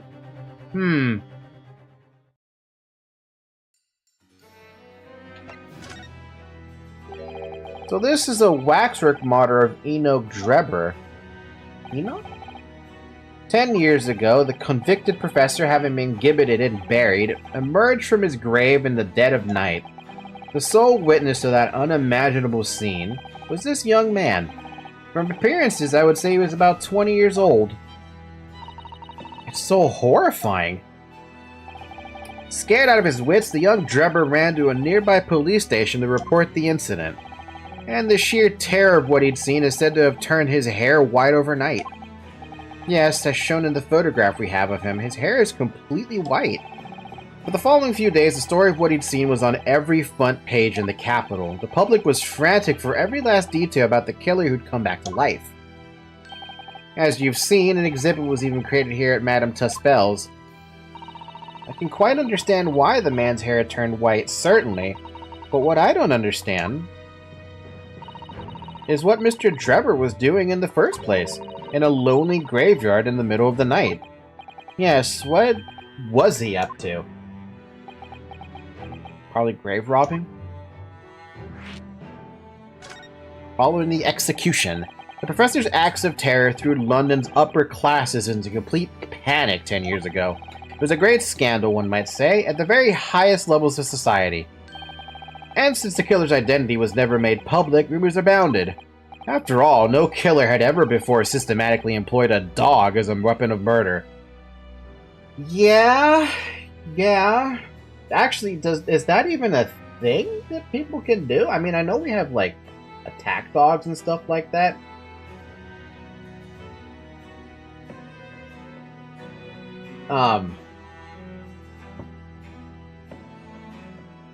Yeah, no, I don't think I've ever heard of, like, an animal being used as, like I said, as a weapon of murder.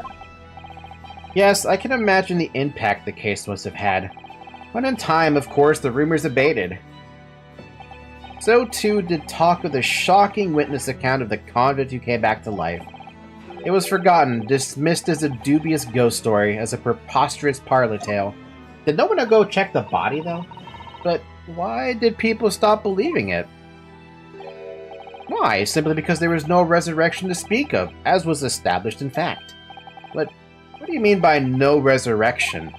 The police investigated the grave in Lowgate Cemetery and published their findings. The convict's body was found to be buried exactly where it had been following the execution. No, but that would mean Mr. Drebber must have lied to the police and the newspapers, but for what point? That would appear to be the only logical explanation, yes. The young man subsequently vanished from society and nothing has been heard of him since. It's rather striking, then, that he should resurface now, don't you think?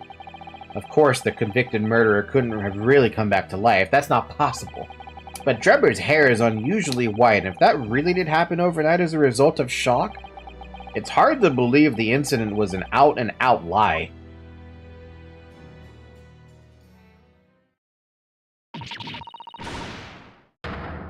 Hi, Gina. What the bleeding Nora, Odo?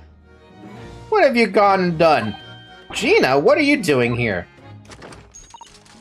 I asked Iris, and she said this is where you'd be. So, Gina, not so loud in the museum. Madame Tuspels will have you take a position as waxwork if you're not careful. I think there might be a more pressing concern. Gina, what are you doing here? I still had some flash powder left from 6 months ago, so... Alright, Gina, we understand, but please, put down the gun. What are you doing, Gina? What are you doing here? Sorry, I got scared. Never give this girl a gun. If she is scared, she will use that gun. You should try being on the one on the other end of the barrel. So, what brings you here, Gina? What brings me here? What do you think? We found it. We found that dodgy Cove's workshop. What? You found Drebber's workshop? I was hoping they would. Yep, Toby's nose took me straight there. The boss and the others are heading over there now in a drag, so come on. Here's the address. I got the boss to write it out. Oh, thank you, Gina. We'll make our way there at once.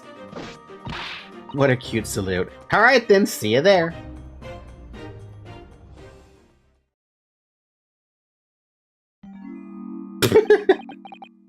You go. Don't mind me. I'll just stay here, being still. What? I know my place. In the exhibit over there. Oh dear. Someone is feeling sorry for himself. Let's go, Mr. Sholmes. You're coming. Your words hearten me. I must stay. If I were to shirk my duties here, Madam would have me pay monetary recompense, and Iris's dinner plate would be... Forget that! I'll pay for everything! Then there's not a moment to lose, my dear fellow. I shall hail a carriage at once. No offer to share the cost for Mr. Sholmes, then. I shall gladly pay half, Mr. Naruhodo. Thank you, Miss Susato. Right, let's go. Poor Sholmes is so broke. You want it? What in the... Okay, wasn't expecting to see that there. But man, Mr. Sholmes is so damn broke. Doesn't even want to pay for anything. He can't pay for anything, really. Enoch Drebber's workshop. That looks like... Oh, it's another super high voltage instantaneous kinesis machine. I'm so tired of saying that name. Indeed, it would appear so, though only a prototype, naturally. Ah, so you got here then. Gina, well done for finding this place. And in such little time. You've really worked miracles. It's Dobie here who's the miracle worker. Woof. Ah, I thought you lot would show up before long. What the hell's the matter with you, Gregson? Why are your eyes closed so tight? Hello, Inspector. That's one knitted brow. He looks like he's eating a lemon, not a bag of fish and chips. So, Inspector, is there any sign of the engineer? Sadly not. We didn't find a soul in here. Oh, what a shame. Well, thank you for letting us know about this place and giving us a chance to investigate. According to what Gina tells me, we only found it thanks to a clue that you lot turned up. I wouldn't want to say go to Paris with a debt of gratitude and unpaid now, would I? But did you really have to say that out loud? Thank you. Anyway, if you're hoping to snoop around in here, I'd get cracking. Lord Van Zeeks and the forensic investigation team are on their way here as we speak. Them again. I imagine you've got the picture by now. They don't take too kindly to lawyer types. Right. So then, my dear fellow, let's turn this place upside down once we have the chance. And you, Sholmes. Pardon? They take even less kindly to great detectives than they do to lawyers. Very droll, Gregson. Very droll. But you may consider me nothing more than an inconspicuous waxwork model. Oh, God. Right then, let's see what we can find in here. Okay, let's see what we... Okay, so this frickin' thing, first off. I'm sorry, Mr. Naruhodo, that machine is covered by the Special Dispensation for Scientific Equipment Act. Bullshit, it's gone! There would be serious repercussions if you were to examine it from the Crown and the government.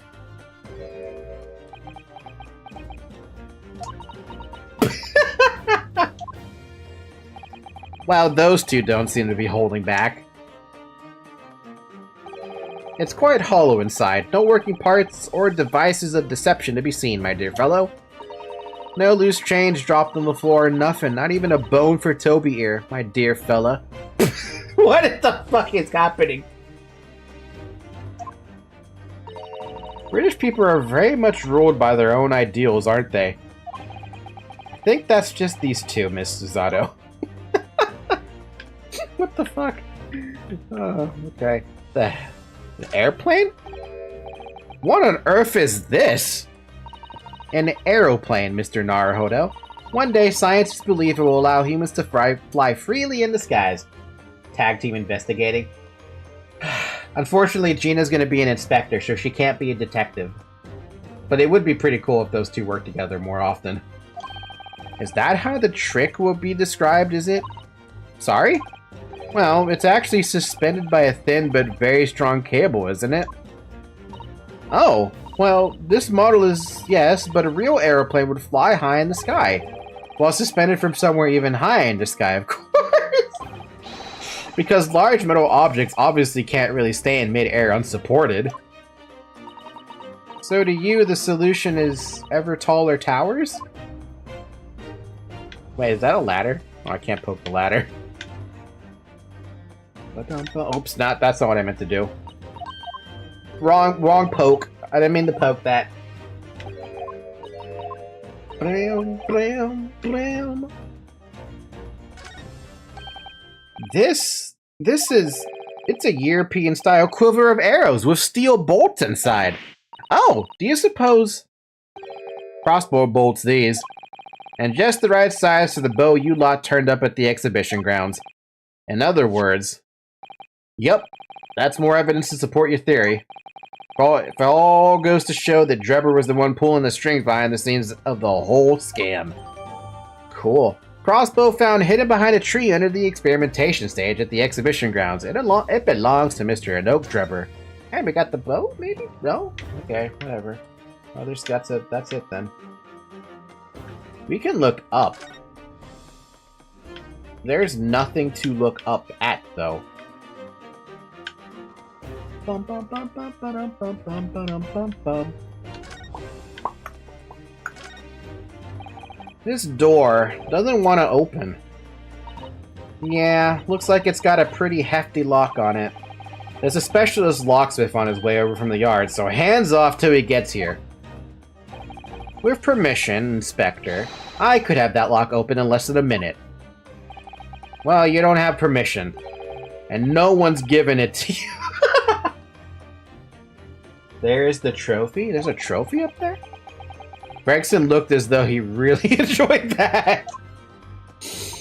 Well, there's no sound of anybody on the other side. No, Trevor must have fled at the first sign of danger. Is there a trophy up there? There's that thing, but that's it. Bum, bum, bum, bum, bum. Then again, there might be something up here, but I just don't see it.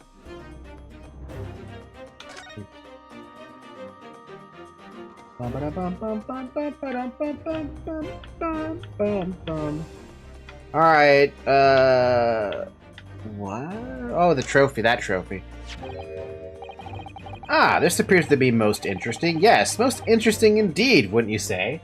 Yeah, it's on the desk. Yeah, I was very slow. I was like, what trophy? It's an impressive looking back massager, that's I've no doubt that if you hit your shoulders a few times with that, your aches and pains would soon go away.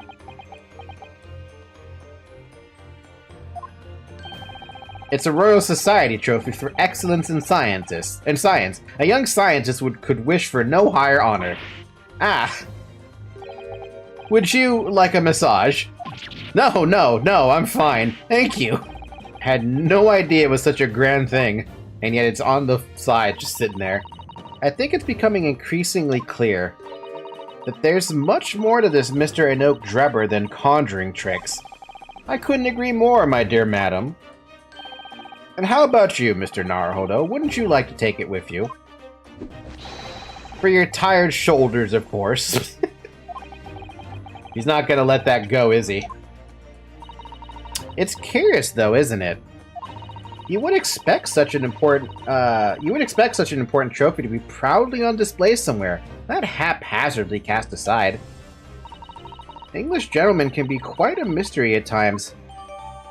A Royal Society trophy for excellence in science that was found in Mr. Drebber's workshop. It's a very prestigious award for a young scientist. Well, we're getting all this evidence, but...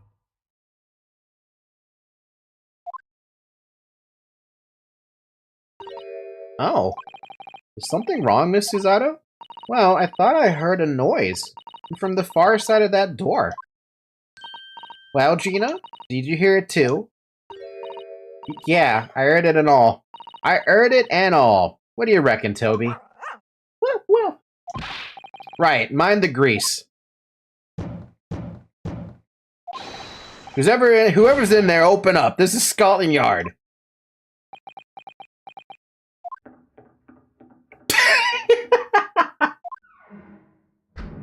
Huh?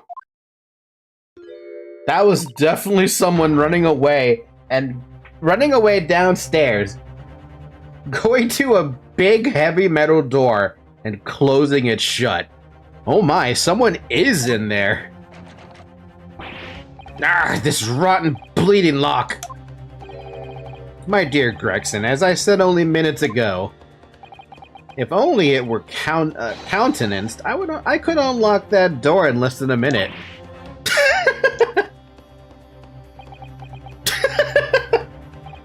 Fine, I'll take the rap for it. Just get us through that blasted... Oh my fucking god! Jesus! There, you may enter at will. You've confused minutes with seconds, I think. What the fuck, dude? Time is of the essence, I feel. What are we waiting for? Nothing for it, I suppose. This is an emergency. There's a strong possibility that beyond that door is the engineer you all seek. Be prepared for action, my dear fellow. Yes! Someone's gonna get hurt, I feel like. Hmm? Oh my god! Wait! What the fuck happened? Where is... Huh? You see those footprints on the roof? What's happening here? Why is everything upside down? Rats! There ain't no one in here after all. But there must be. It was only moments ago that we heard those noises. Maybe that was the sound of Drebber running away. You don't see the bomb? Bomb. Oh, fuck. But there's only one door into this room. And no windows that could afford an escape route. Those skylights are too high.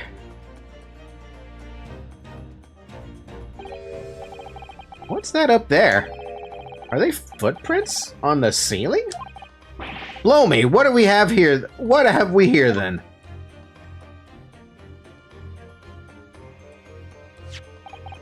Looks like someone was trying to burn something in a hurry. Oh, that looks like a set of blueprints. To what? To that Professor Hairbrain's barming machine, is it? Blimey! If we'd had these, there'd been no need to muck about trying to investigate all that scrap metal. There's something of great interest here, too. This rope was lying on the floor at the foot of that pillar. A rope? What's significant about that? Never mind. You see, but you do not observe, Mr. Naruhodo. We must investigate the entire room thoroughly, and before the the forensic investigation team arrive. I don't know about you guys, but have you not noticed that big-ass bomb right there? That TNT thing? Mr. Sholmes, have you found something? Ah, Mr. Naruhodo. Yes, in point of fact, something rather fascinating. What do you make of this? Let's see. I've never seen anything like it before. I mean, I have. It looks like a bundle of thick cigars. I didn't even finish the... It looks like a bundle of thick cigars wrapped up in a large wasp to me, but... Ah! Miss Susato, what's the matter? That's a... Surely that's a time bomb, isn't it? What? Did you say? Time bomb? She doesn't know. Sorry, but what is a time bomb exactly? Eh? You truly are one of a kind, Mr. Naruhodo. Oh my god. I won't take that as a compliment. Ha! You don't know nothing, do you, Odo? You haven't got a clue what it is either, have you, Gina? I invite you to consult a dictionary later, Mr. Naruhodo. But this particular specimen is no time bomb, though I confess it has a very similar appearance. Oh. Oh, thank goodness. Then what is it? I see. So that's it. Goodness, Mr. Sholmes, have you seen to the heart of the matter? There are times when I consider my lot most unfair, for I'm fated never to know how it feels to flounder as you do when a puzzle presents itself. But I have learnt to accept the hardships that come with being such a great detective, Miss Susato. Here we go, I feel a great deduction coming. Once again, I draw two conclusions from this scene we see before us. The first is that the inverted nature of the furniture in this room is the work of Drebber himself. Oh, but how could you? And the second conclusion is that that small device on the floor there is without question completely genuine. Please, Mr. Sholmes, you must explain everything. It would be a pleasure. After all, it is a great detective's civic duty to teach Scotland Yard the finer points of the trade. That look, dude. Well, Inspector Gregson seems delighted with the idea anyway. Oh, you deflected the inspector's glare with such fortitude there, Mr. Sholmes. Well done. You're too kind, my dear madam. I hereby dedicate this great deduction to you. Kindly stand just there, Miss Susato. Oh, yes, I'd be delighted. So, shall we begin? Once again, Herlock Sholmes is proud to present his logic and reasoning spectacular. Wait, are we gonna use Susato as the target today or something? It's not the target. Flipped furniture. She's so happy. It's plain to see that this room is in complete disarray. The bed, the table, the chairs, the lamp, everything is upside down. Almost as if every item in the room had until recently been happily positioned on the ceiling, before falling straight down onto the floor. Every item in the room was on the ceiling? Are you suggesting that... Indeed, the key here is gravity. Since when did Sholmes have the ability to manipulate space and time to such a degree? It would appear the technology has at last succeeded in freeing us from the great pull of the earth.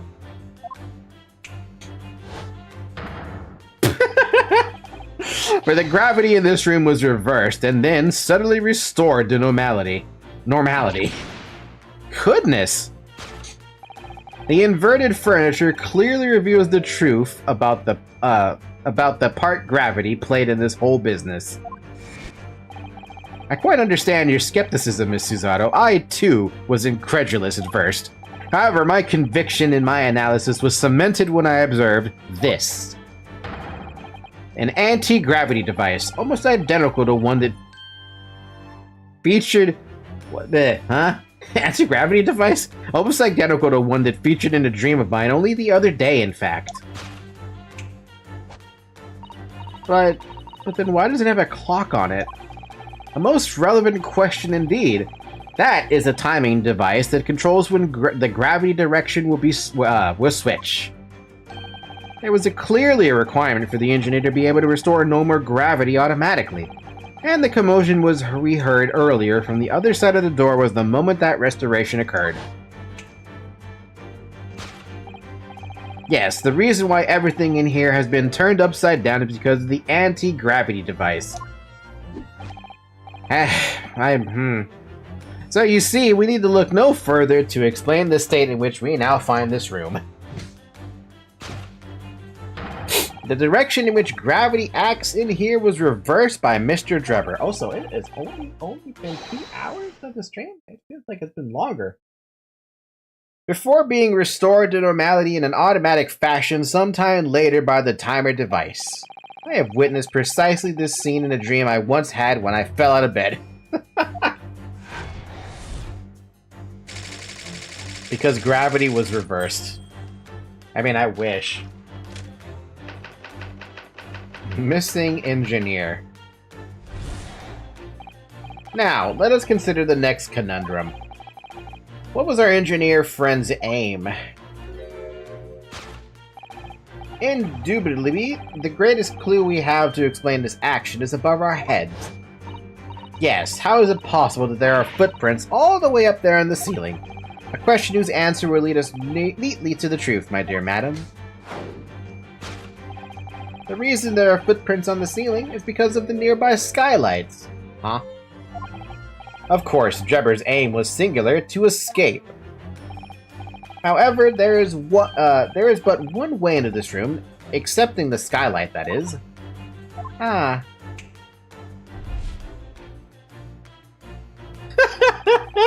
By inverting the gravity in here, Drebber was able to fall conveniently to the ceiling, and make his escape via the otherwise inaccessible skylight, leaving those footprints behind on the way. But the ceiling in here is very high, Mr. Sholmes. If the gravity reversal was sudden, wouldn't Mr. Drebber have fallen up to the ceiling rather violently? Yeah, falling up is both scientifically and philosophically a rather interesting concept, I feel. But the man was cornered with nowhere to run, so escape through the skylight was his only option. You may recall that I found this in the room earlier, which I believe offers a solution. Oh, the rope! To reach the intended destination, what better tool than this rope? By anchoring one end of the wall, the man was able to lower himself safely to the ceiling. Which explains how Drebber was able to escape this room before our arrival.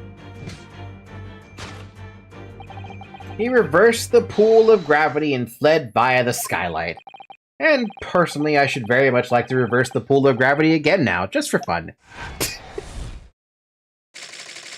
Escaped via the skylight by reversing gravity with his anti-gravity clock thing that looks oddly like a TNT bomb. Thus concludes Herlock Sholmes' great deduction of this topsy-turvy puzzle. I mean, I love the idea.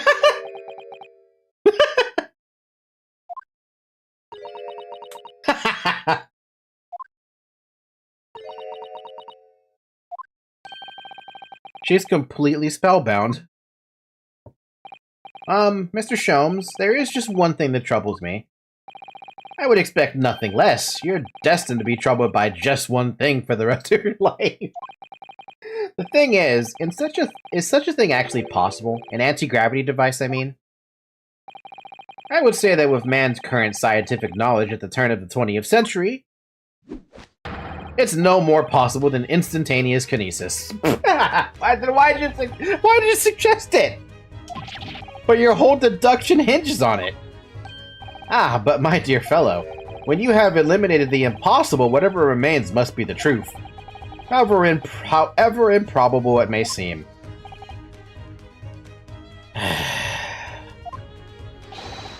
It's a marvelous line, wouldn't you agree? I had Iris come up with the exact phrasing. My original was clumsy. Yes, I have a feeling I've read it in something that Miss Zato lent me once. Actually, there is one other thing, Mr. Sholmes. Ah, the spell's broken at last. The rope you found on the floor, wasn't it? Indeed it was. It in lonely coils near the wall. But if Mr. Drebber had used it to escape in the way you described, wouldn't it still be tied to the wall?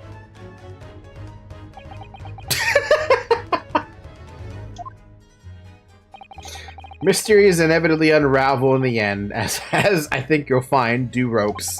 As evidence as such, you need only look at the mystery you faced in this room, now skillfully unraveled.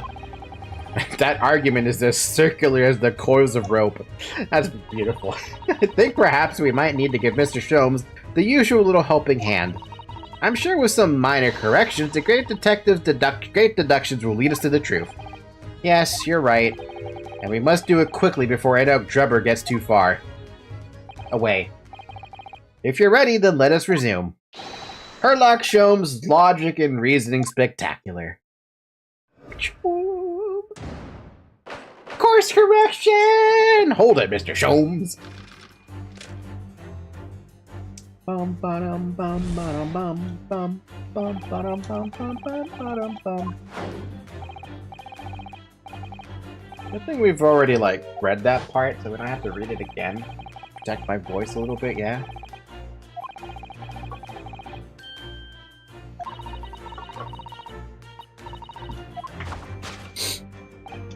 It only starts changing dialogue once you get to the question marks.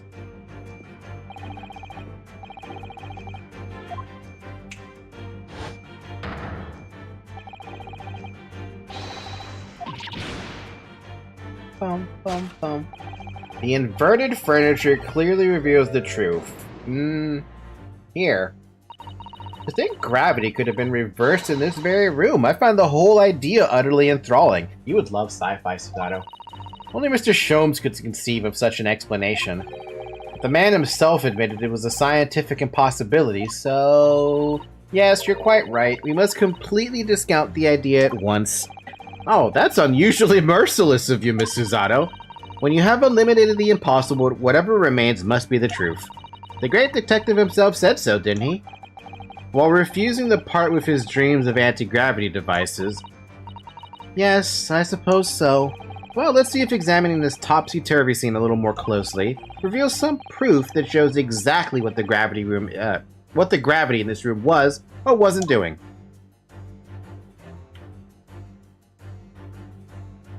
Wow, there's an upright vase.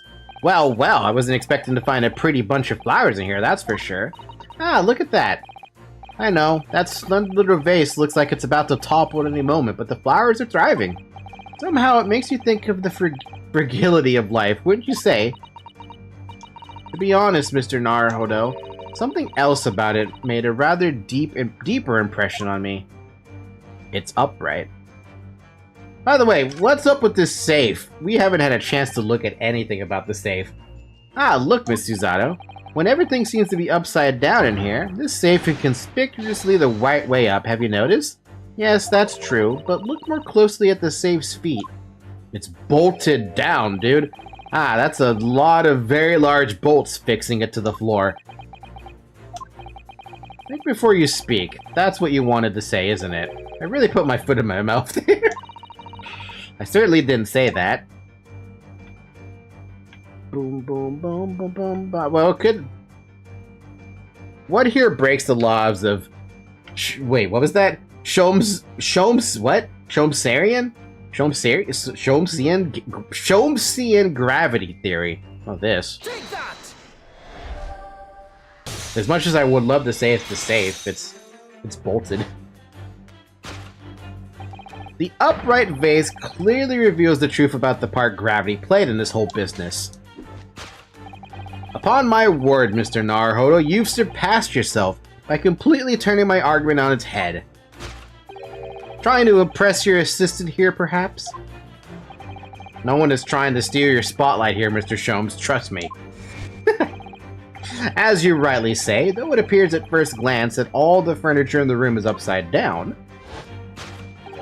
this unassuming slender vase is standing keenly to attention.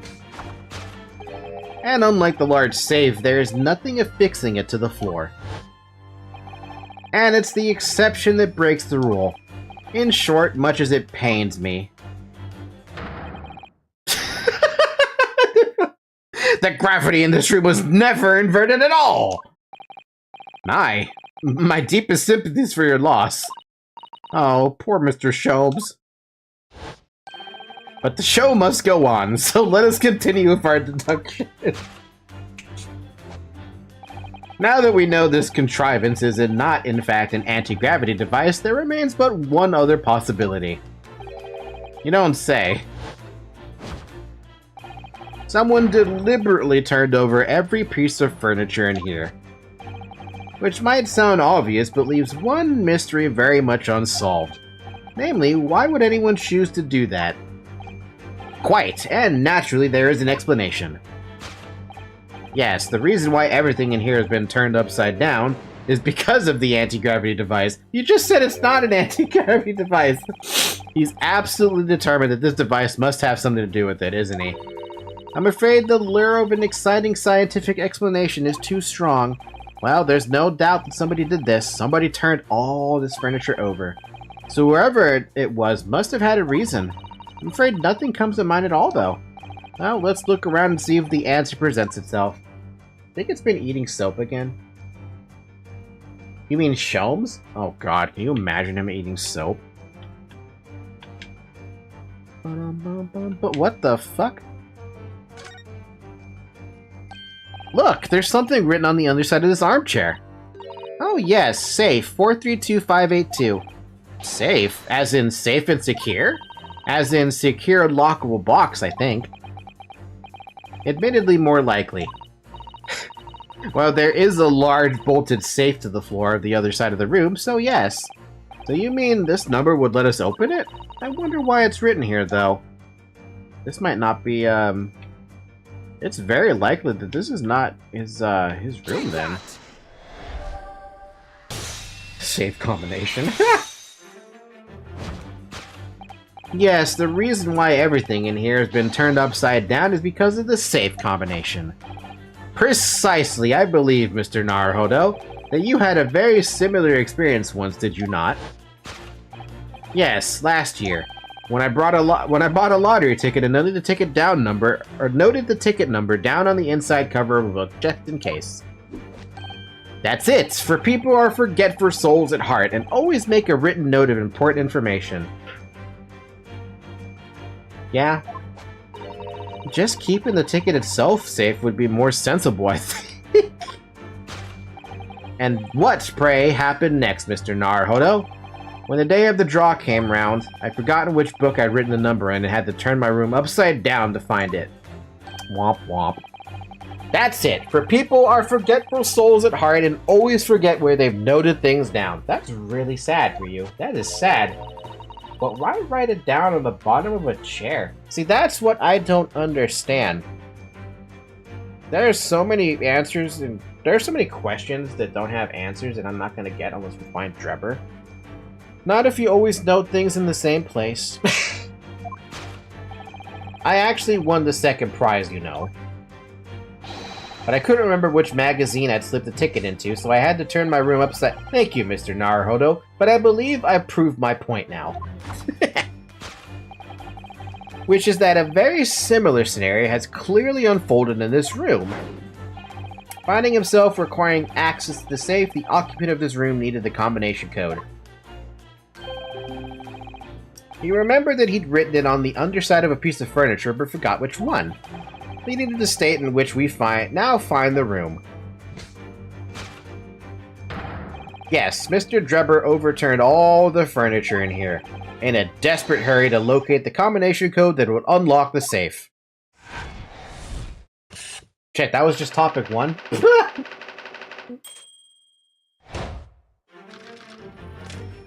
Now about the missing engineer. Gravity! Now, let us consider the next conundrum.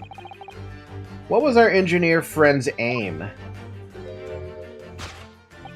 Indubitably, the greatest clue we have to explain this action is above our heads. Yes, how is it possible that there are footprints all the way up there on the ceiling? A question whose answer will lead us neatly to the truth, my dear madam. The reason there are footprints on the ceiling is because of the nearby skylight. Skylight doesn't make sense. Oh, if a change in the direction of gravity can't explain it, then how did those footprints get there? Yes, I feel as though that particular mystery has just become even harder to solve. I can't think of any other way to explain it at all. Oh, life was so much simpler in those halcyon days when gravity could be reversed. It was minutes ago, and those halcyon days, I can't pronounce that, never existed in the first place. Well, I suppose we must simply put our faith in Mr. Sholmes and observe the area in more detail. Putting our faith in Mr. Sholmes is what gets us into these situations in the first place. You ever notice that? Almost everything that happens is always Mr. Sholmes' fault? Oh. Don't tell me it's that simple. Wait, what's the shoe doing up here? It's hard to believe, but there's a shoe up there, look! Oh yes, and there are more footprints on this little balloon too. Perhaps the shoe was thrown up there to become lodged, do you think? If so, then judging from the number of footprints, it must have been thrown up several times. Why would anyone be throwing shoes up at the ceiling, though? Oh dear, that's beyond me, I'm afraid. Halcyon? Thank you. Take that! Why shoe?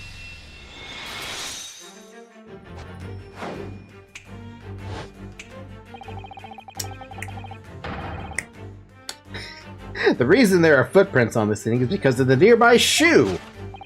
And on closer inspection, there are clearly footprints all over the balloon as well. In other words, the aim was never the skylight at all, but the balloon. But for what purpose? A green balloon. That seems somewhat familiar. That seems somewhat familiar data. It does, doesn't it? It was a piece of the green balloon's envelope that Mr. Naruhodo and Iris found at the scene. But inside the green balloon that Master Gotts claimed he saw above the stage when the incident occurred was the second birdcage, the crux of the whole instantaneous kinesis deception. You mean to say, if we assume the balloon here is a model of the one used on the day, there's a strong possibility something may be concealed inside it. Something our absconder was desperate to retrieve before making a hasty getaway. But the balloon's out of reach. Hence why he resorted to a projectile, namely the shoe. I feel like a shoe's gonna pop that. Most probably, Drebber intended to tear a hole in the envelope by assailing it with the shoe. However, his efforts were thwarted when the shoe itself became a prisoner of those lofty heights. Oh dear, we desperately need to examine that balloon. If only there was some way we could see inside. You may recall that I found this in the room earlier, which I believe offers a solution. He's not wrong. I was thinking of the bow, actually. Oh, the rope! To reach the intended destination, what better tool than this rope? Mr. Sholmes has managed to bring the deduction back to the rope. Alright, I have to admit that was clever. But we just throw the rope up to the balloon and then pull it down to us on the ground? Which is much easier said than done, I feel. Gina has a gun? I don't know if she has a gun that can shoot it down, though. And could take us a very long time as well. True, perhaps we need a more surefire method. In fact, we already have one, of course, don't we? Take that!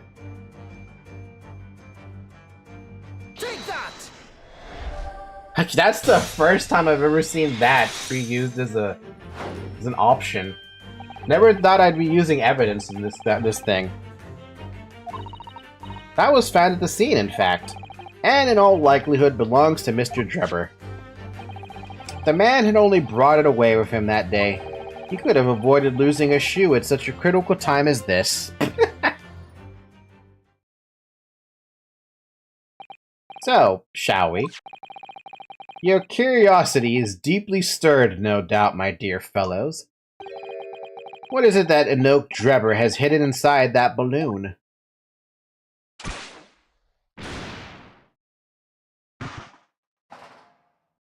Hey, we know that. What the? A waxwork? Indeed it is. A waxwork head inside a metal mask. A mask that is shut tight and fastened with a strong and quite impenetrable lock. We can't see the face inside, that means. Just a moment. This is the head of the waxwork model? This is the head of a waxwork model? Or Ryunosuke could step on a chair and pop it with his sword. You know, that too. There's a lot of different stuff you could stand on to do that. Does that mean... Oh, goodness. I see you've joined the dots, Miss Susato. Excellent. Ah, of course, a headless waxwork model. The case of the abductive Madame Tussbell's model that you'd largely solved. It's only the head of the killer that was still missing. Indeed it was. But I believe Madame Tussbell's will now have to settle oh god, I can't talk. Will now have to settle her sizable account with me. This, as you have now surmised, is the head of the infamous professor. Yes, but why is it here?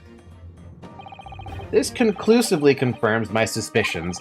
The man responsible for stealing the professor from Madame Tussbell's and returning it, sans tete, earlier today was none other than Enoch Drebber.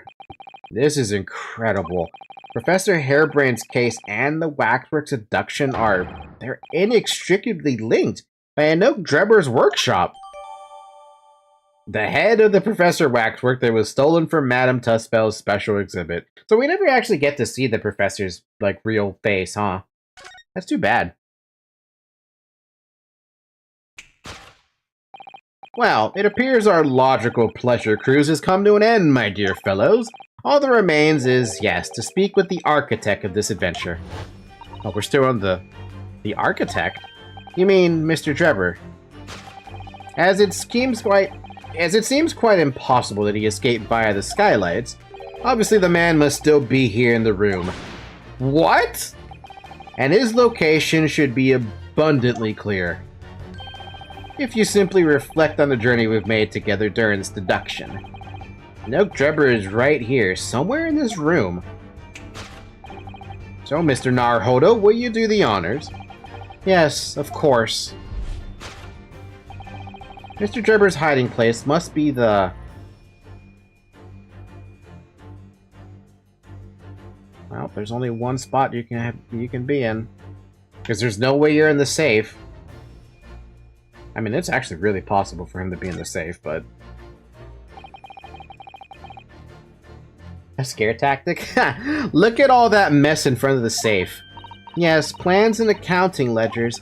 Almost as if somebody was in a hurry to empty the contents of the safe, in fact. Yeah, he might actually be in the safe. If you need to hide, there's no better place than the wardrobe. I stand firmly by that. Ah, yes, you had some experience of that yourself a year ago, didn't you? We'd find him in there, mark my words. He'll be curled up in a ball, trembling and hungry. In fact, my own hand is trembling just thinking about making the discovery. Never mind, Mr. Naruhodo. He could be hiding somewhere else, you know. Yeah, no, he's... It's the safe. The bomb could be fake, too. I mean, the bomb is definitely fake, but if he's trying to... This looks to be like a cupboard for cups and saucers and the like. Ah, an ingenious hiding place. Oh, is it? Well, when you say cupboard, you automatically think of cups and saucers, don't you? And the clever engineer knows that, so he knows you'd never look for him in there because he's not crockery. That's some stunning logic. Though sadly, it does seem to be full of only crockery. Can I, like, just look in the safe? I don't want to look in the safe. Take that!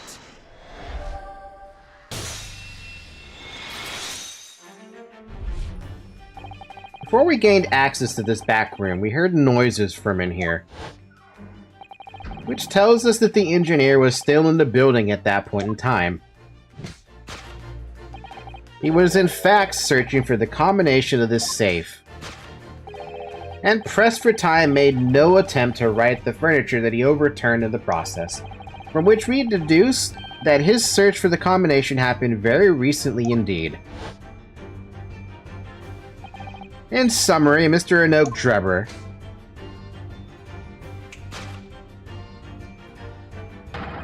is at this very moment inside the safe. Thus concludes Herlock Sholmes' great deduction of this topsy-turvy puzzle. Was I right?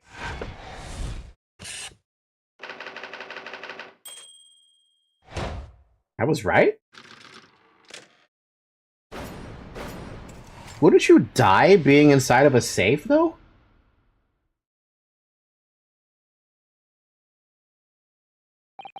So, Mr. Naruhodo, I think perhaps it's time we ended this game of hide-and-seek, don't you?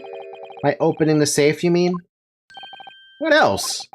Let's see. Combination was 1432582. Thank you, Suzato. Not if there was a breathing hole. See, I didn't look at the safe close enough to find out if there's a breathing hole, but man, that sounds extremely horrible to be inside of a safe that small. I knew that. Alright, then here goes.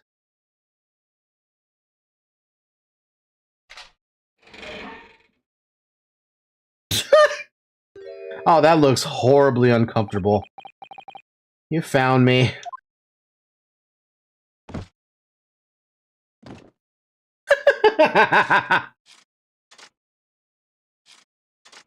Hmm?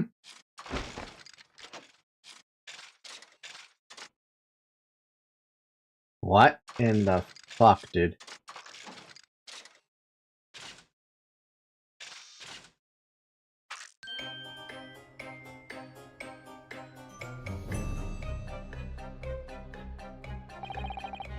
Right then, sir. Mr. Anoke Drebber, I presume?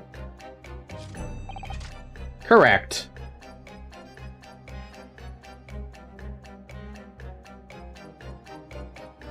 Mechanic Master?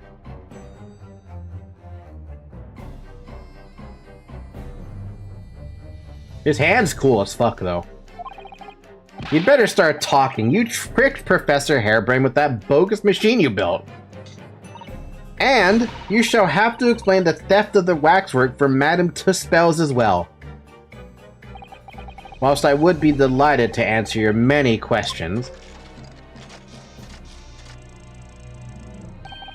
personally, I would advise that you deactivate my little parcel first. Deactivate? Your parcel? I refer, of course, to the time bomb. I left it in the most prominent position. Ha! Ha ha ha. I see. Stunned silence. You're all gearing up to die with me then. Oh my fucking god, are you kidding me right now? No!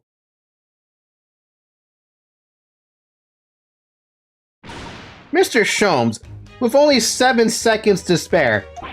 That was too close for comfort. I've got 1 foot in the grave already. Are you trying to help us get a killer or get us killed?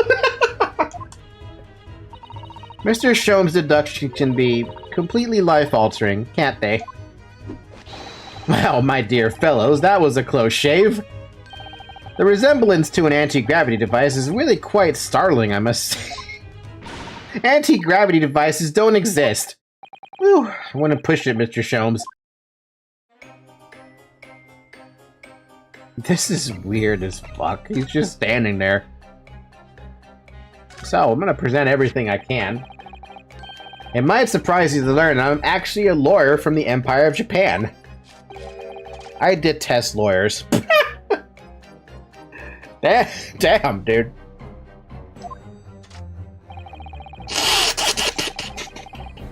Man, I am stuffy right now.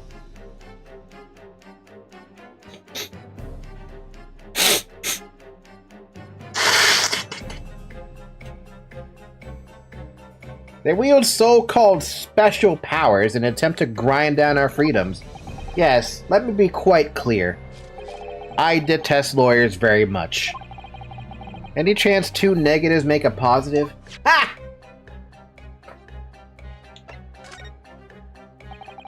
Mr. Drebber, look at this, please.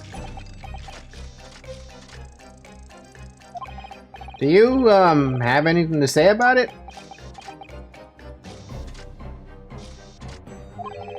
Are these strange mechanical movements supposed to be some sort of answer?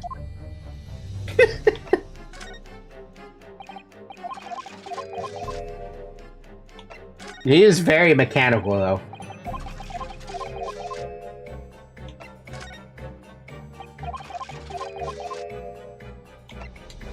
How about the photograph of the victim? Nope, nope. How about the autopsy report? Nope, nope. How about the screwdriver? Nope, nope. How about the photograph of the balloon? Nope, nope. How about the wooden birdcage? Nope, nope. How about your photograph? Nope, nope. How about the piece of broken glass? Nope, nope. How about the camera? Actually, you know what? I just realized something. I never did look at that camera, did I?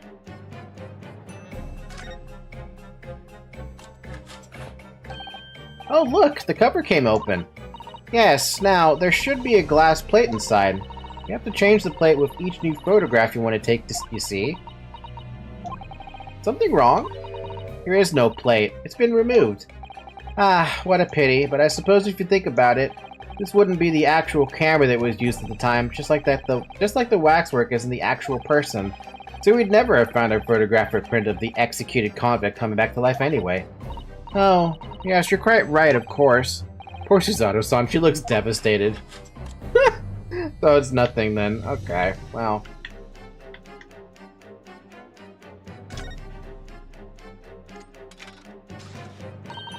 What a wonderful machine. It looks Canadian. Wait a minute.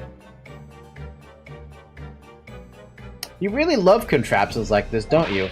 Oh yes, anything mechanical I find absolutely irresistible. I was about to call that red blotch Canadian, and then I realized, wait a minute.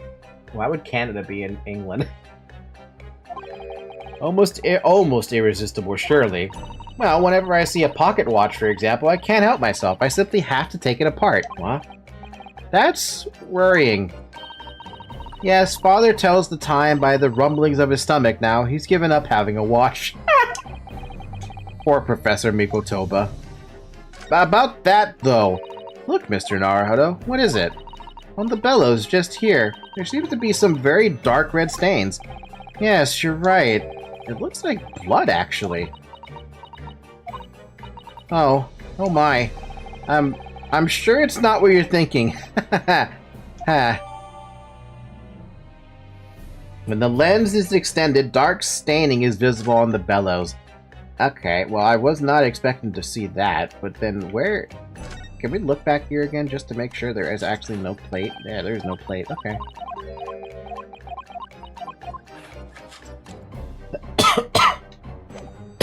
That's all I wanted to check with that one. We also didn't even take a look at the glass either. Well, there's actually really nothing to look at the glass. This piece of glass is almost as thick as it is wide. Yes, I've never seen anything like it. If you were to compare it to a human, only Mr. Sholmes has such thick skin. There's really no need for such a comparison, Mr. Naruhodo, as you well know. Anyway, it can only be from the Crystal Tower, surely. Yes, I think so too. It was probably made especially to meet the demands of the great structure. Yeah, there's not much else to look at it, though. Just a piece of glass at the end of the day.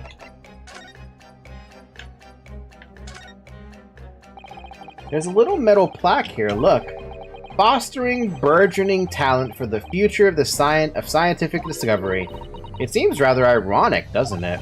But clearly Mr. Drubber really was a very talented scientist. And that's it. And then we have this thing.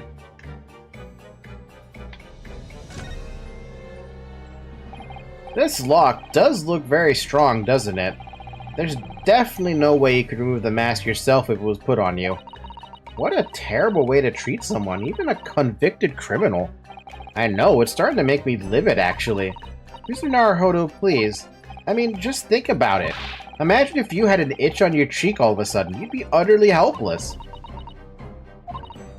Well, yes, that's true, but I'm not sure that warrants quite so much anger. Oh, right, sorry. I mean, I've never even had a cast on, so I don't even know how to feel about it. So I can't do anything with this without some kind of a key, which I don't think we're gonna get. Doesn't care for the camera. You care for the trophy. No, you don't. About the head. Nope. Okay, so we can't do anything. Let's converse then. What happened here, dude? What on earth happened in here? You found me, haven't you? No need to screw me down any further. Everything in here is precisely what it seems. Yeah, well, we'll be giving it a thorough going over, don't you worry, Drubber. What fails to click with me is how you were able to locate my workshop that I was not expecting. When I heard whistling from the other room, I knew it was time to bolt. Whistling? Ah, that would have been me. Oh! For some reason, I woke in fine fettle today.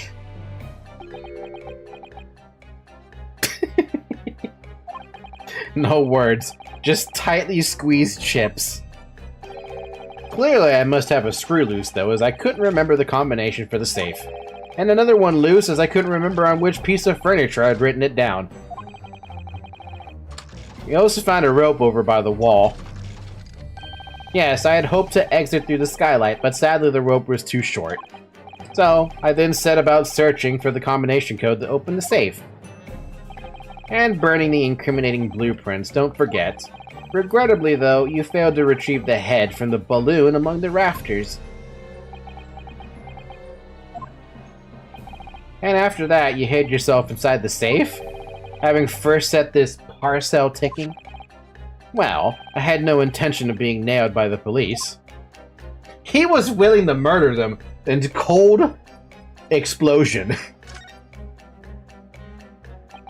Got a death wish, have ya? Hide it right beside a ticking time bomb? Please, why do you suppose I chose to hide inside the safe? It's no ordinary safe, it's specially designed. A dynamite explosion wouldn't leave a scratch on it. Though in fact, the safe was the only safe place. Precisely. But once you'd climb inside, you wouldn't have been able to get out again. That's what I was saying. I invite you to look more closely. The safe is fitted with a handle on the inside to allow the door to be unlocked from within. Yep, that would have let them get out, no problem. Ah, so it is. I had always intended to blow this place to smithers in any case. I just wasn't expecting uninvited guests to come along and screw up my plans. Do you mean to say you were planning to blow us all up? No, that was unforeseen. What do you mean? Most people run, you see, when they see a ticking time bomb at their feet. I calculated the time required for retreat to a safe distance and set the device accordingly. But your seemingly endless discourse in here threw a spanner in the works.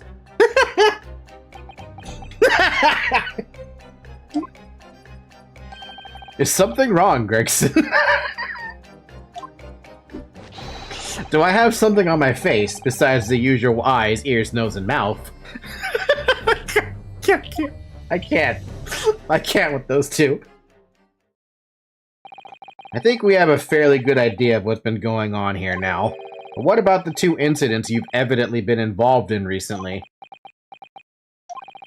Professor Harebrain's instantaneous kinesis experiment, the Great Exhibition, and the waxwork monitor you stole, which was this head belongs to.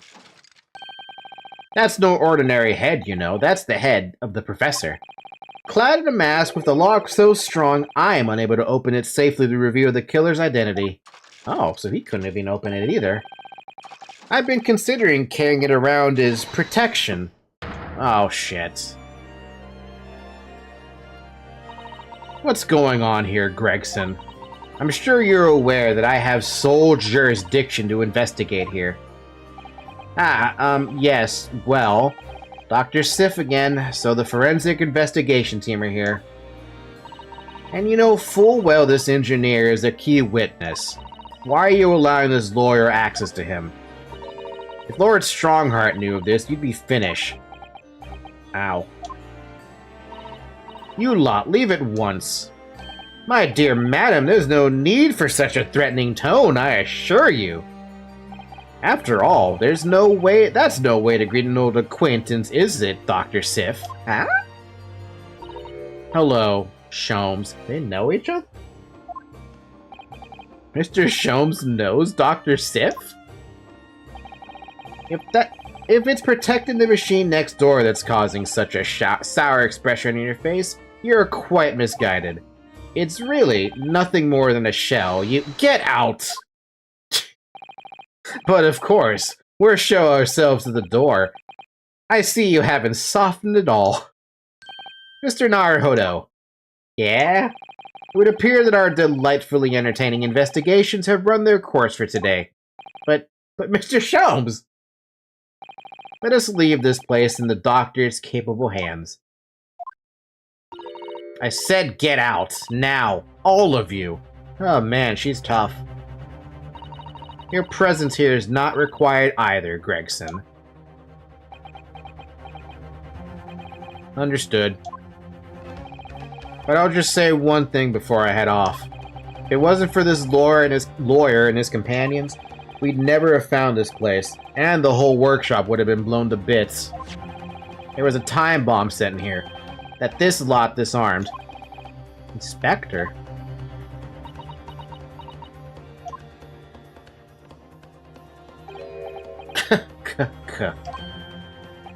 Something giving you a chuckle, has it, Drebber? Ah, so sorry. Didn't mean to offend. You're quite right, of course. You did disarm the time bomb, didn't you?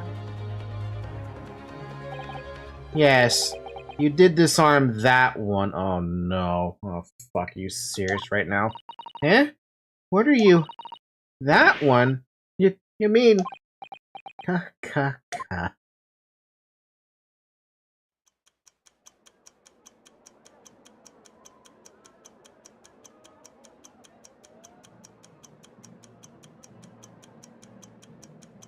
Oh no!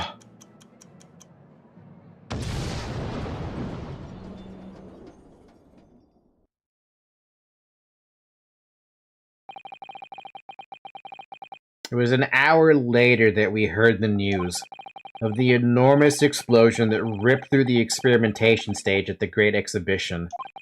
Professor Harebrain's invention and all its secrets were blown away forever. Unfucking believable. Unfucking believable.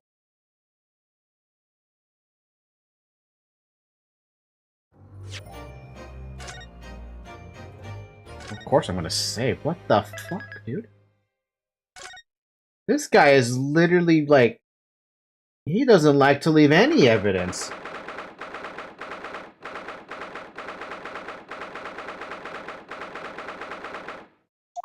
How many Scotland Yard officers were lost in with that explosion, though, I wonder? How many people were killed by that explosion, I wonder? Good morning to you, Mr. Naruhodo. Ah, good morning, Professor. Ready for today's proceedings?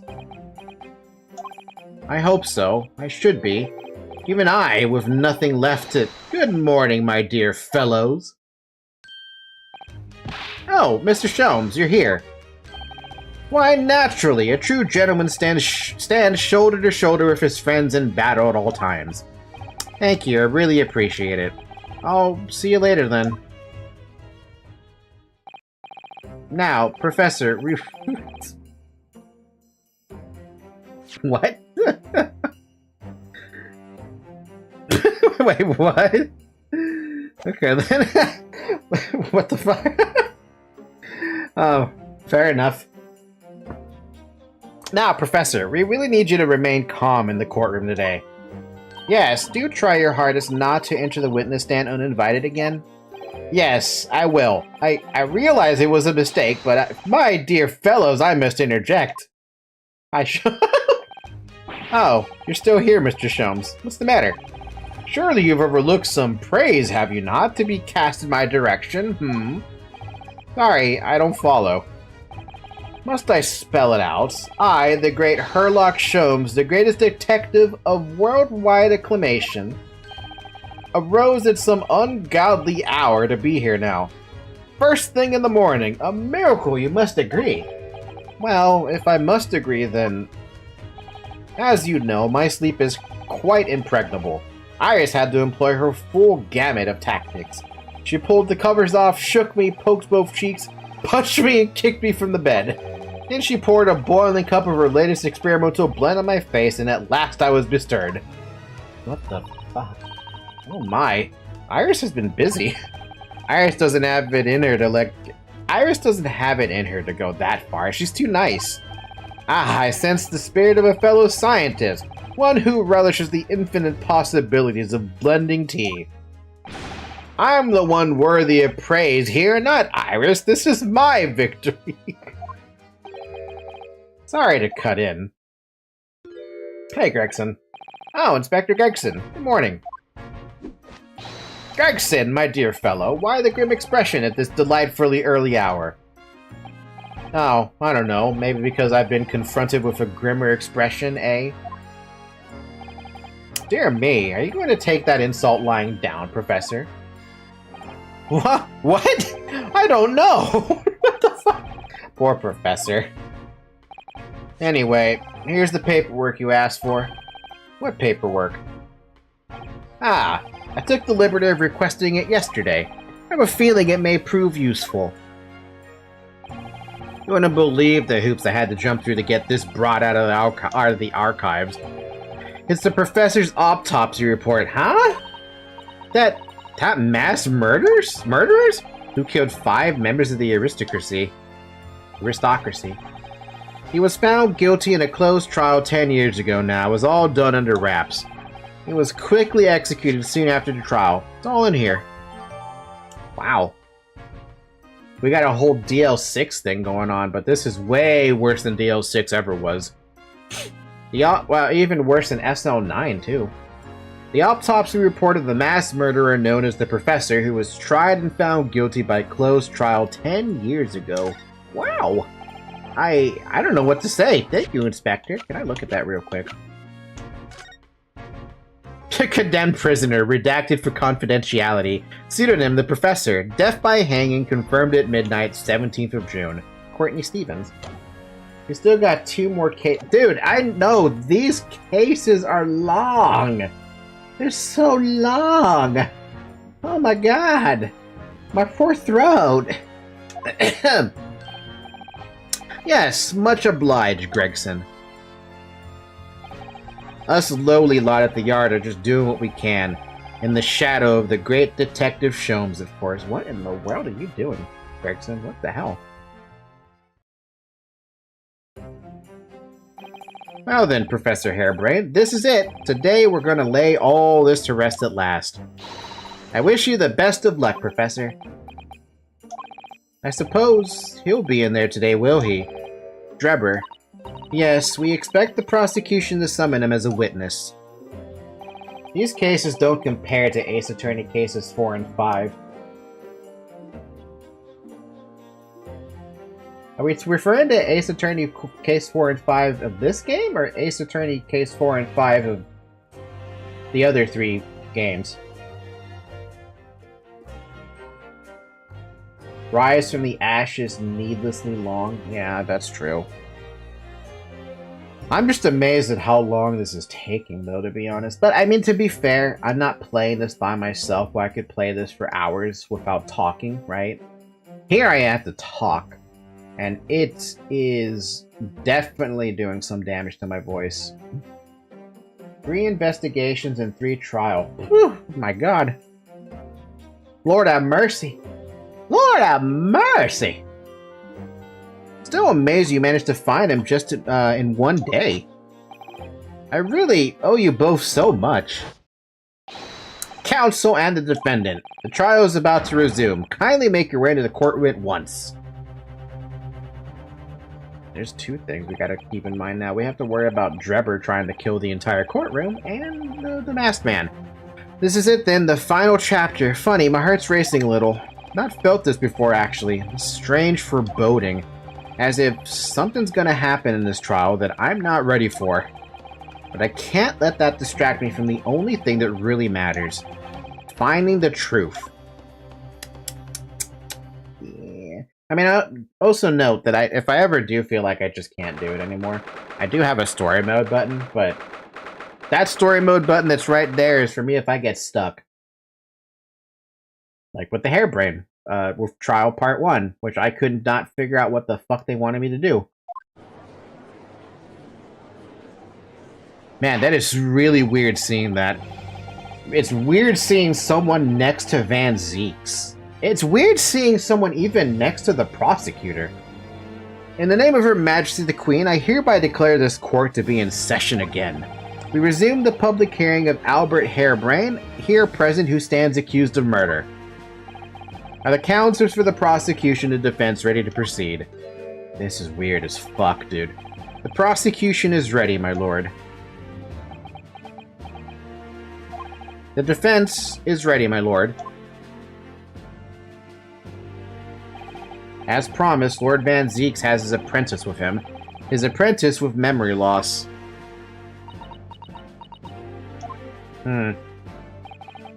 If I may, Lord Van Zeeks. Yes, my lord. There appears to be someone standing at your side. Ah, yes, my apprentice and assistant. The prosecution believes today's proceedings will see the complexity of this case rise considerably.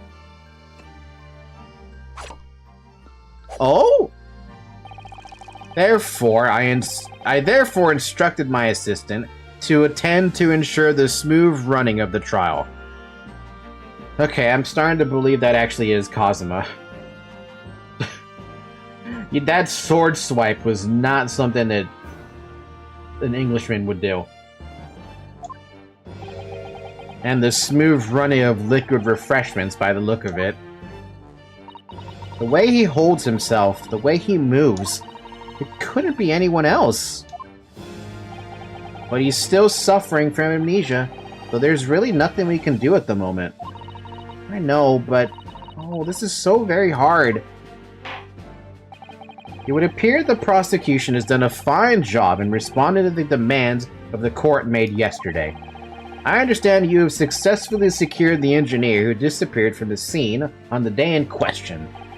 Yes, my lord. I intend to call him as a witness shortly. Very good, very good. Now then, ladies and gentlemen of the jury, you have been chosen at random to represent the will of the people in this courtroom today. Are you ready and willing to proceed? Of course, my lord. I'm sure we all understand the importance of doing our civic duty. I do so despise deception and deceit. I find it very wearing. That means you don't like the magician that's next to you. To take a man's life with a conjuring trick, it is against the magician's code, not to mention the law. Any fake scientist should feel the wrath of God, if you ask me. We have to listen to what's said on both sides of the fence. And, then settle on one. That's it, isn't it? Wasn't like this in my day. Wasn't like this at all. Fucking old man. If all parties are ready to proceed, you may begin, Lord Van Zeeks. Before I do, my lord, there is a report I must read to the court. Damn. Yesterday at the Great Exhibition Grounds, the evidence of primary importance in this case, the super high voltage instantaneous kinesis machine, which was installed on the experimentation stage, was deliberately destroyed in an explosion affected by an unknown person or persons. It was? What? An explosion? This is an outrage!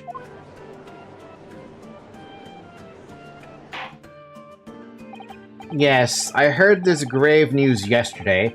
Scotland Yard submitted a report to my office in the evening. I read that the machine was blasted to smithers and the wreckage reduced to ashes in the flames. That is one hell of a strong bomb. I have here photographic prints of the scene taken in the wake of the explosion. It shows what little remains of the machine. Yes, a terrible business. It does confirm that that door does open. He did it to destroy the evidence, did he? That and no Trevor. The court will take this print as evidence, counsel. I have a lot of stuff right now in my frickin' court record. Photographic print of the experimentation stage after it was completely leveled by a time bomb. The metal floor of the stage has been blown open by the explosion. Late yesterday afternoon, the protection afforded to the machine by the Special Dispensation for Scientific Equipment Act was revoked. However, before a thorough investigation to begin, the invention was obliterated from existence. As such, this will become a very different trial. What do you mean? As it stands now, with no evidence on which to draw meaningful conclusions, the authenticity of the kinesis machine will remain forever in obscurity. Indeed. A most unfortunate state of affairs. However, one thing remains clear. The victim's death was the result of the actions of the accused. Of that we can be certain. For it was the accused himself who was operating the machine and who ultimately caused its loss of control. As Lord Van Zeeks rightly says, this is a very different trial now. The accused accepts responsibility for his parts in the events that transpired. He acknowledges that Mr. Asman died as a result of the accident caused by his machine's malfunction.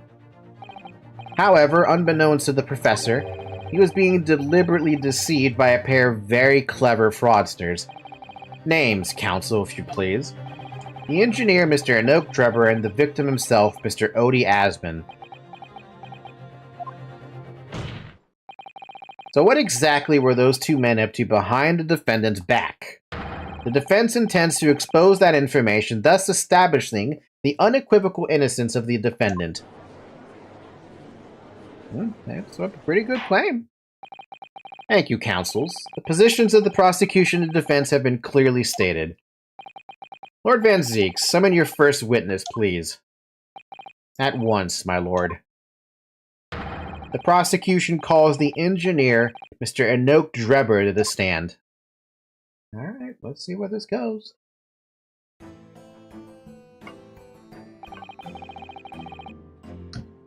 State your name and occupation for the court. Name, Anok Drebber. Occupation. Hard to pin down, I would say. Oh my god. See that black monocle? Yes. Why do I feel as though I've seen it somewhere before? Oh, you too? I had exactly the same feeling myself. Your file indicates that you are currently being investigated in connection with another case. The theft of a waxwork model, is it? A most extraordinary sounding business. But that has no bearing on this trial, I assure you. Cleave it from your mind. Ah, bullshit! You're familiar with that with the public experiment carried out on the Great Exhibition some days ago. The accused super high I can't say that name anymore. Yes, you could say that. I am aware of it. There was a terrible accident, wasn't there? It was you, Mr. Drebber, who constructed the vast machine used in the experiment. Or so our investigations indicate. Can you confirm your involvement? Yes, I constructed it in precise accordance with the blueprints, but that's all. Then the court would be very interested to hear your thoughts about the machine, I'm sure.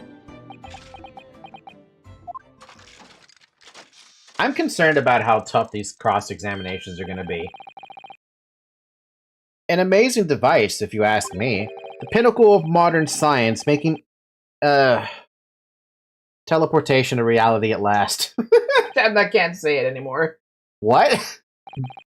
Good gracious, do you mean to say that the experiment was bona fide? Is that your belief, sir? Yes, that is very much my belief. Such a waste that it blew up. Objection! Chrono Shift. I'm gonna say Chrono Shift then.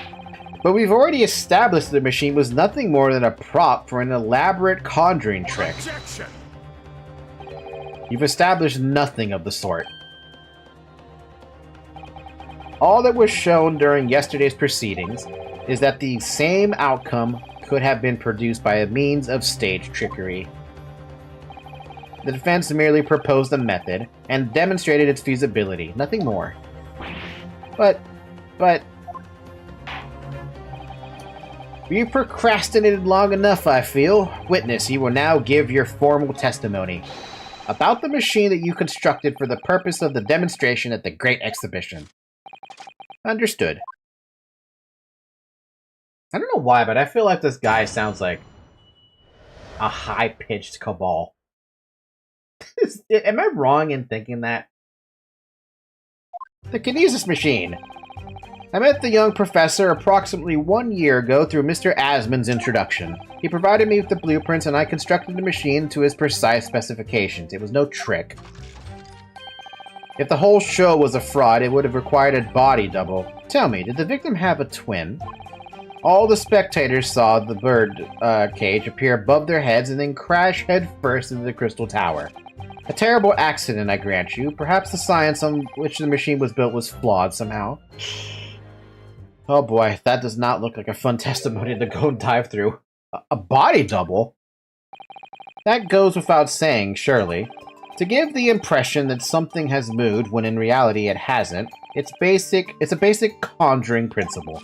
The deception cannot be achieved without substituting the original with a fake at some point of the performance. But would I be right in saying you haven't managed to establish anything along those lines? He's not wrong.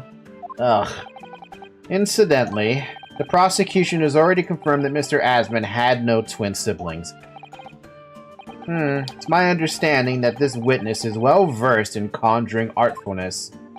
But such talents do not indicate that he was actually able to accomplish what he claims.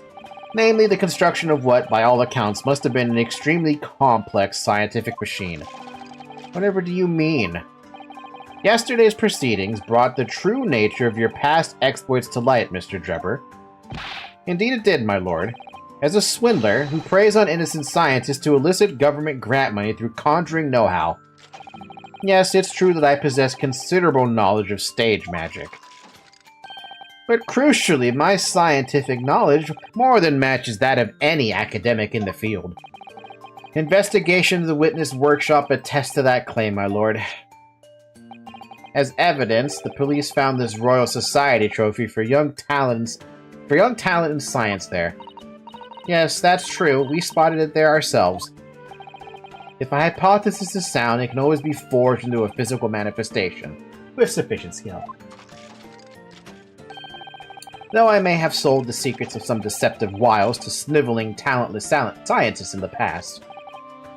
Would you therefore assert that the explosion of the machine was an unfortunate accident, or, of course, a deliberate act of murder carried out by misuse of the science? I don't like this guy. Counsel for the defense, your cross-examination, please. Yes, my lord. Hold on, I need chapstick. My lips are dying today.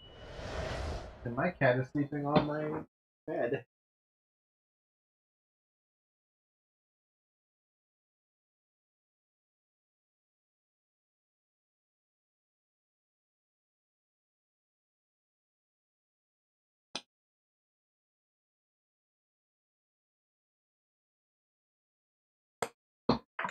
Okay. The chronosphere. That's a great way of just saying it like that. Saying it as it is. Alright, let's press. What do we get? I don't know if we're gonna get much out of this one. So, you're already acquainted with Mr. Asman himself? Not really. By chance, I'd seen his name mentioned in the papers, that's all. But I had no interest in his private affairs. If he was an unscrupulous investor, it was no concern of mine. As long as people pay their bills, I take up my tools and construct what they ask for. So why did Mr. Asman approach you in particular, then? Who can say? I presume because my name is associated with excellence in engineering. Oh god, not to mention excellence in fraud.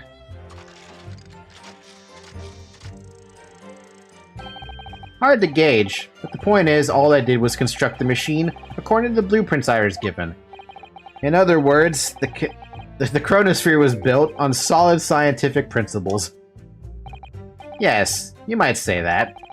Professor Hairbrain certainly has a mind like no other. God. Try saying instantaneous kinesis whatever machine 20 times fast. You're not going to be able to do it. Hold it! It's clear that you have both scientific knowledge and knowledge of conjuring magic, however. The more knowledge you have, the better equipped you are to handle whatever comes along. He's not wrong. But your implication is that I furnished the machine with some trickery, I think. It's a possibility we have to explore. Unfortunately, though, the machine has been blown to Kingdom Come. So there's really nothing left to explore, is there? It appears that the chronosphere was fitted with a timed explosive device of some kind. Do you think Einstein would do that? Wait, no! They did! Red Alert 1 did actually have a mission like that. A chronosphere did have a stupid explosive on it. To stop it from being captured. The fuck? What if this entire thing is from... the inspiration is Red Alert 1's that one mission where you gotta capture the chronosphere? The fuck, dude? Why didn't I put 2 and 2 together faster on that one? And there's nothing left of that device either. Not a single shred of evidence remaining, I hear. He must have planned all this from the outset. But in any case, it's abundantly clear that the experiment couldn't have been a trick.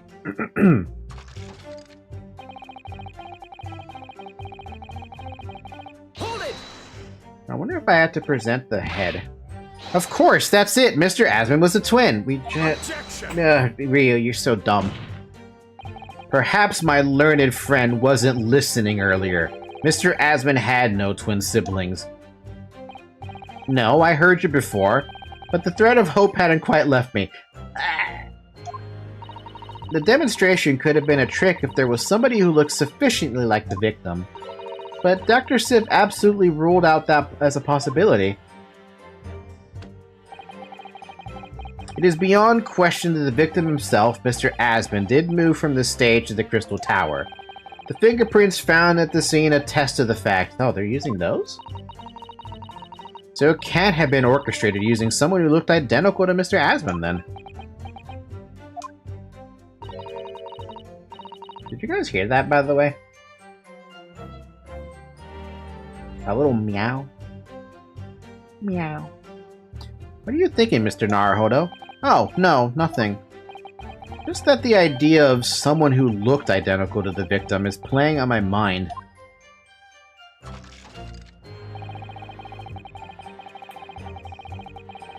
Hold it! Oh, she's on the floor right now. It crashed head first, you say?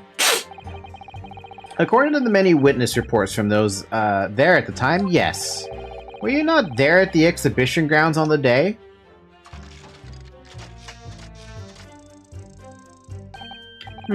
Unlikely. I rarely leave my workshop. Yet another of your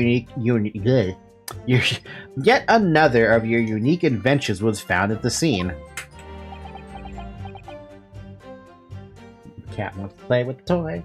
Cat wants to play with a toy. Cat wants to play with a toy. Na na na na na na.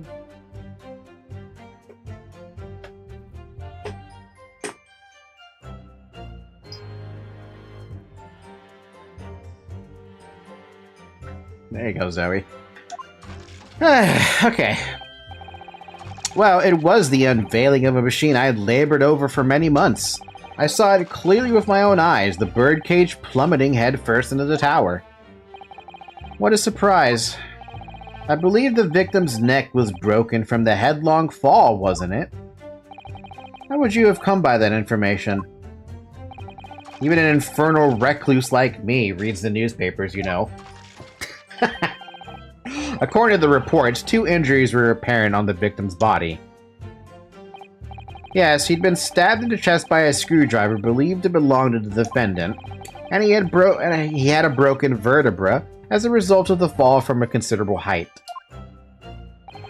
Correct. My learned friend has been doing his research, it seems. Do we know which injury was the fatal one? Sadly not. Forensic science is not yet at a level where such things can be determined. I wonder if they could determine which one was the most fatal one. What we do know is that the victim died having sustained both injuries at some point during the experiment. And since he was found in the birdcage with his neck broken, It's obvious that he fell from a considerable height. Yeah, that's the part that makes it confusing, though. I suppose that's hard to deny. Yeah, this is gonna be a kind of an annoying cross-examination, I think. So you understood the science, did you? Not in the slightest. Oh, right. As I've said a number of times, I'm an engineer. My job is to manufacture according to the blueprints I'm given. I would be inviting manifold problems if I foolishly allowed my brain to digest the ideas behind them. I could be accused of stealing those ideas, for example. But how is it possible to construct a machine without really understanding the principles it relies on? Well, it's the same as building a machine in Minecraft. There's this whole mod called Simple... Well, what's it called? Is it called Simple Machines? I want to say it's called Simple Machines. But there's a super reactor you can make in one of the mod packs. I don't know how it works. All it asks is make a taco, and the taco gives you power. Okay, I'll make a taco. I'm gonna give it power.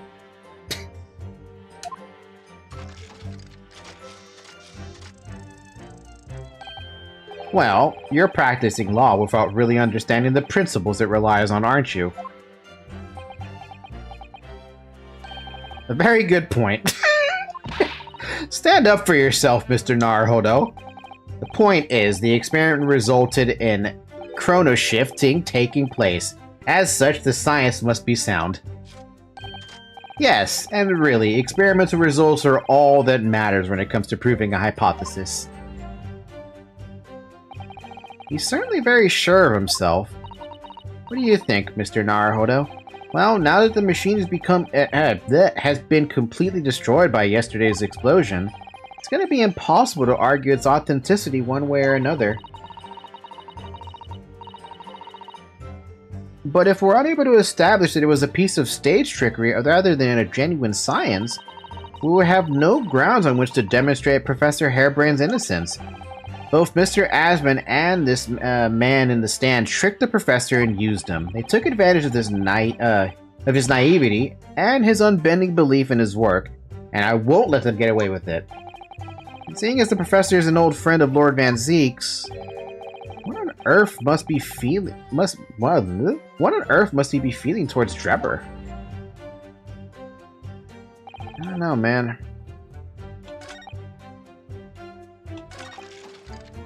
Yeah, this is the only thing I could present against, but like, why do I always feel like this is wrong? Objection. Yeah, that's wrong.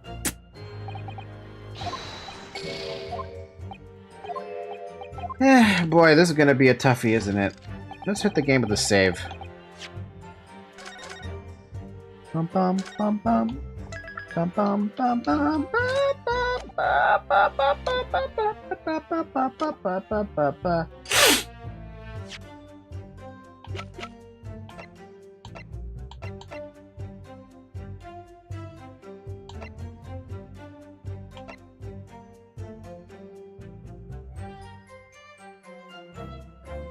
That's a stretch, isn't it? All the spectators saw the birdcage above their heads and then crash headfirst into the Crystal Tower. A fact. Terrible accident, I grant you. Perhaps the science of the machine on which the machine was built was flawed somehow. I don't have the blueprints, so there's no way for me to really confirm or deny that one. Honestly, the only thing I can feel like I can present is on this specific line of text. If the whole show was a fraud, it would require a body double. Tell me, did the victim have a twin? And while he did not have a twin, he did have a piece of broken glass on the supposed twin. It was found in the folds of the clothing of the Professor Waxwork. That's like the only fucking thing I can present. Again, it's not gonna work. Objection. It's not gonna work. Okay. It begins again then. I don't know what to do.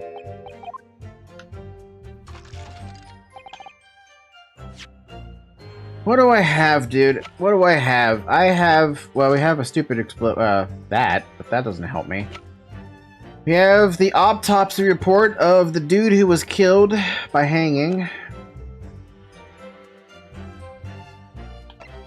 Yeah, the waxwork head, the science trophy, the camera with blood on it, broken glass, the photograph of Drebber, which it really does just look like him, yeah.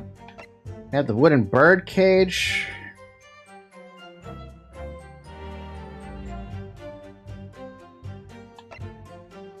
Got the balloon, screwdriver, autopsy report, the victim.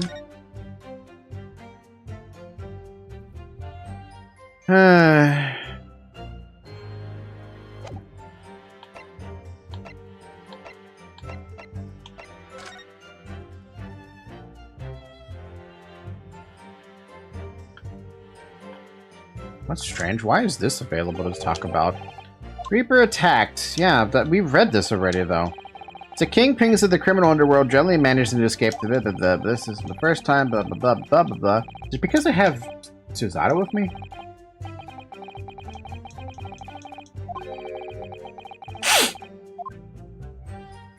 It must have been because I had Suzato with me, because I know I talked about that. Oh, man, I don't know, dude.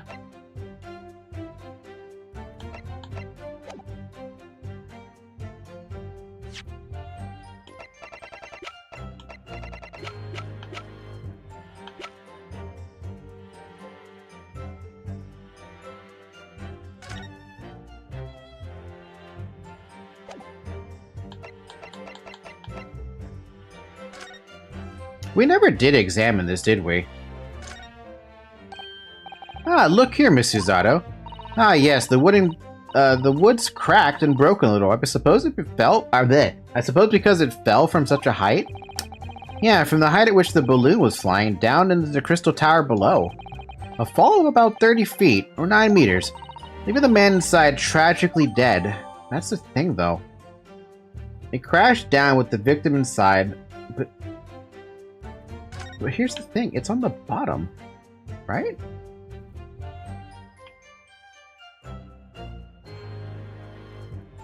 Okay, that's fine and dandy and all, but what's that gonna do for me?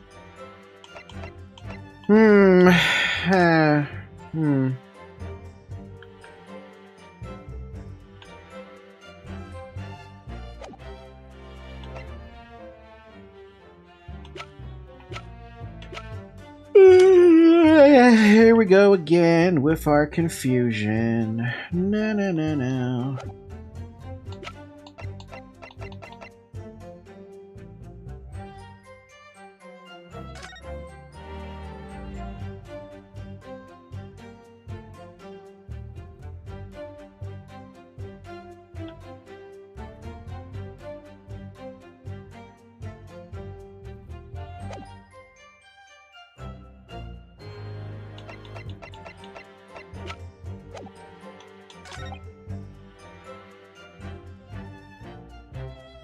Yeah, okay, here it is. Okay. So there was a piece of evidence I was missing on the observation. That's why I couldn't figure that one out. Yeah, that makes sense. We've examined the birdcage that crashed into the crystal tower ourselves. And as you can see, the cage, which is a wooden construction, has sustained damage in one particular spot. Following the explosion, it fell some 30 feet into the glass of the crystal tower. That level of damage is to be expected, surely. I agree. The damage itself is entirely understandable. What doesn't make sense is the location of that damage. All the breakages in the wood are at the base of the birdcage, not the top. What are you saying? Oh man, he's already sweating. That's the opposite of where they should be. That's right, my lord. The birdcage that was at the seat is damaged at its base. So we have reports of the birdcage falling headlong into the crystal tower, yet the damage is at the bottom. The only way to reconcile these two facts is to accept that there were two birdcages in play that day, which were at some point switched. Switched during what wasn't a scientific experiment at all, but an elaborate piece of stage trickery. Yeah! Gah! Good gracious! Explain yourself, witness! Well... If we examine the facts, there's only one logical conclusion we can draw. The damage on the base of the birdcage clearly indicates that it crashed tail first into the tower. But multiple witnesses report claims it fell head first. The birdcage materialized in the sky next to the balloon, flying over the stage following a spontaneous explosion at an altitude of some 60 feet above ground level, which is approximately 18 meters. It then proceeded to fall some 30 feet into the crystal tower in the ensuing deflagration. I've never heard anyone use that word before. Witnesses report amid such chaos are notoriously unreliable. Objection. But the victim's neck was broken. Objection. Damn. He plummeted 30 feet inside a heavy wooden cage. However he fell, it would be unsurprising to find one or two of his vertebrae crushed.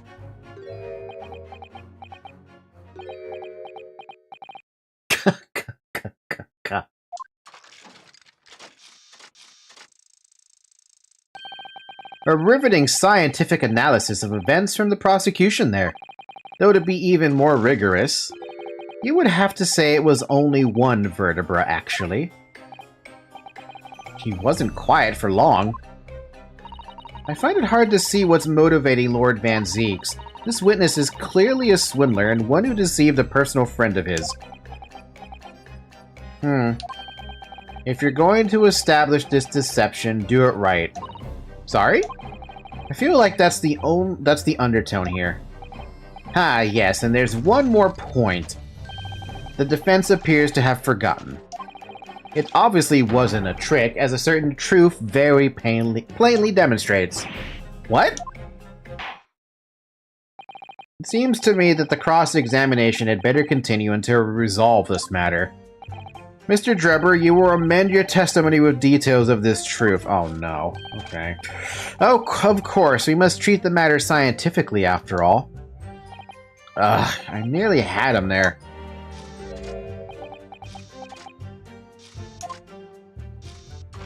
I hate this Diet Cabal. It feels like Diet Cabal.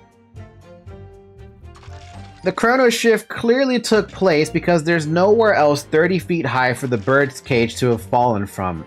What? Wait, what? Hold it! What do you mean? Well, before the demonstration began, the victim was alive on stage in front of the audience. Yes, there are lots of witnesses who saw Mr. Asman on the experimentation stage, that's true. And the victim's neck broke as a result of an impact following a fall. Logically, therefore, the victim must have fallen from somewhere.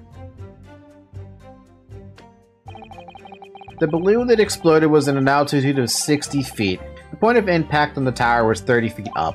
The difference of 30 feet is therefore the total distance the birdcage fell. Thanks for bringing up that point again. And there's no other location for which the birdcage could have fallen that distance if it didn't drop out of the sky. Ergo, the victim himself must have been beamed from the stage into the sky above the crystal tower. A trenchant. Scientific analysis. Hear me, every time I hear it explained, it sounds increasingly plausible. Oh yes, it's all very well thought out. Certainly all the spectators on the day saw it. The birdcage plummeting 30 feet through the air, I mean. Irritatingly yes. Irritatingly less, yes. This is gonna fucking kill me. Bam, bam. Okay, so the kinesis clearly took place because there's nowhere else 30 feet for the birdcage to have fallen. Do I have to present this stupid thing again?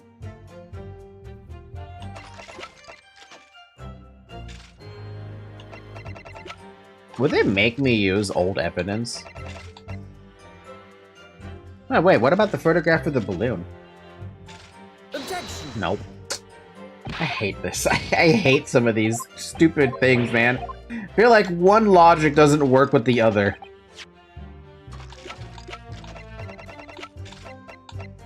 Objection. Nope. We're gonna get another game over. This is gonna be the no, that should technically be the third one because I gave up like a few times over. Wait, what's the other one?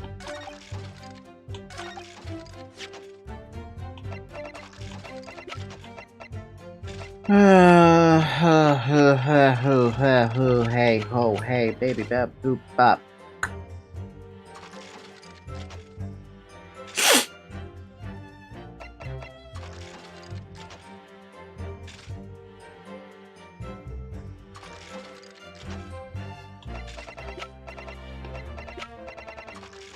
Objection! I had a feeling that was going to be it. Here's what I was thinking of, right? If it's 30 feet high, that machine, the chronosphere, is actually 30 feet high off the ground as well. This is a diagram of the experimentation stage and its surroundings.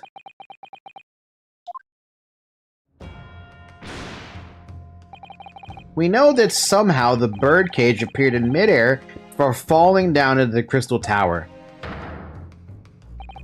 A fall of about 30 feet, or 9 meters. However, if you examine the diagram carefully, you'll see that there is one other possible location from which the birdcage could have fallen. The same distance of 30 feet. No. Well, it appears the defense has a possible explanation put forward. Go ahead, counsel. Yes, my lord. Of course. You will indicate the place in which you are referring on the same diagram. The alternative location of which the birdcage could have possibly fallen from the requisite 30 feet. Right there. Take that! The place I'm referring to is here. But that's where the birdcage would have been to begin with. Which is exactly the point, my lord. Yes, the birdcage was in the machine on the stage, but what we must also consider is the height of the stage itself. Go on, counsel. It turns out that the experimentation stage was built at a considerable height above ground level. If you look at the diagram, in fact, you'll see it's at about the same height above the ground as the balloon was above the crash site.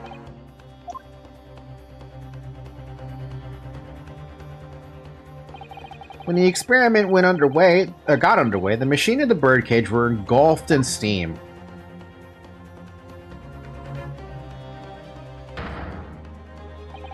At that moment, the floor of the stage gave way, and if we assume there to be a void underneath, this birdcage and the one seen by the audience would have fallen almost exactly the same distance.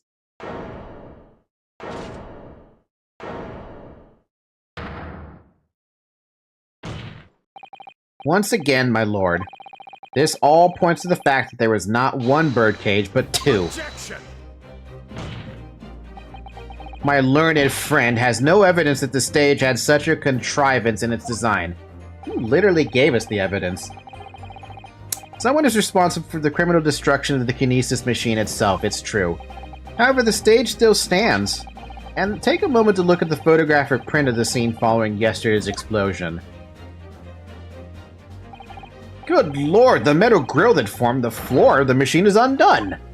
Yes, most likely blown open by the force of the explosion that destroyed the rest of the machine. The defense calls for the space below the stage to be investigated immediately.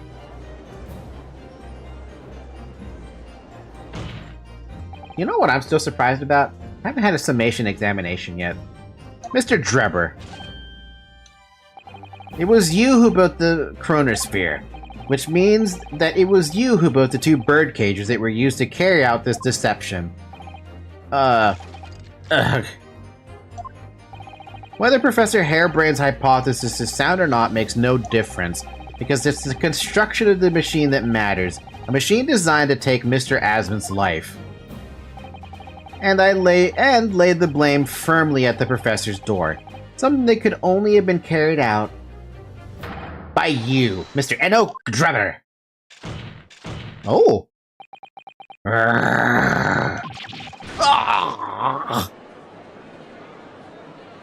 Objection! Alright, what do you have now?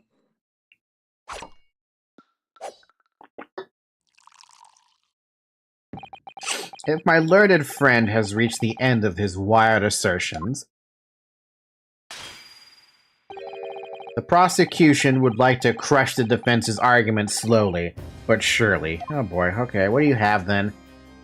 Why? Your argument fails to hold water on 2 counts. 2? I was expecting 1, but 2 is a little bit much. Firstly, before and after the experiment, this witness went nowhere near the kinesis machine. Every relevant member of staff from the exhibition has attested to that. And I believe members of Scotland Yard have also been on watch duty at every public experiment. In other words, Mr. Drebber had no opportunity to switch the alleged pair of bird cages. He wouldn't have to. But I've already explained why he wouldn't have needed to. The nonsense with the crossbow, that doesn't bolster your case at all. The man who disappeared from the stage and the man who crashed into the tower are one and the same. The forensic investigation team's report is unequivocal on that point. Yeah, that's the problem. There's a big gap with the idea I had. How would Drebber have gotten the bodies to go from point A to point B? Or vice versa in that case. And the second flaw is your assertion. Is a distinct lack of motive. Why would this man have wanted to take the victim's life? He had no reason to do so. A motive? Do I have to think of everything myself? I have here a contract provided by the witness. What contract is this, Lord Van Zeeks? The contract into which Mr. Drebber entered with the victim, Mr. Asman. It reads, Mr. Drebber is to receive 30% of all ruminations from government grants or other income. 30%, certainly very favorable contractual conditions, but there was one very important provision bolted onto the clause. What provision? Mr. Drebber may only uphold this right on condition that both contracting parties are alive. In other words, if either of us were to die, the contract would become null and void. So you see, I had nothing to gain from Mr. Asman's death. Yes. The diametric opposite, in fact. Ugh. Okay, that's... was not expecting them to bring contracts into this. Need I say more? The witness had neither an opportunity nor a reason to commit the alleged crime. In short, the possibility of Mr. Drebber having done as you suggest is nil. Yeah, that contract really does bring a big fucking problem to that idea. It seems the defense's assertion was somewhat wide of the mark. Lord Van Zeeks, you will submit the contract as evidence, please. Can I see that contract? Ow. It's true. Yeah, it's true. Let me see that, though. Oh, shit, it's one of these. Terms of investment. The investor, Mr. Odie Asman, hereby enters into contract with the provider, Mr. Enoch Drebber, to fund labor and materials for the construction of a chronosphere. Mr. Drebber is to receive 30% of all ruminations from government grants or other income. Mr. Drebber may only uphold this right on condition that both contracting parties are alive, and they even signed it. That's a really nice fucking signature, though. Oh, man. Oh, man. Okay, that's a big issue. That's a really big issue. It's true. If Drebber had no opportunity to switch the birdcage under the stage over one in the Crystal Tower, he couldn't have done it. And in any case, I have no idea what his motive might have been. What the... There is one aspect of your argument that still holds true, however. There were 2 bird cages. The prosecution is unable to deny that. So I'm sure you're on the right lines, Mr. Naruhodo, and I've no doubt there are other aspects of your assertion that are undeniable truths too. Well, it would seem that the defense has no rejoinder to offer.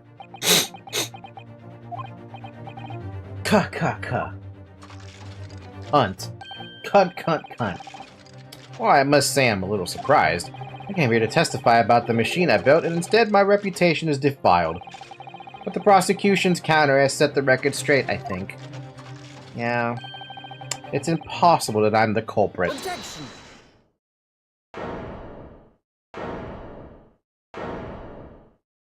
Alright, I don't even know where we're pushing on this one. At the beginning of this trial, we believed that there was only one bird cage. Yet now we know there must have been two.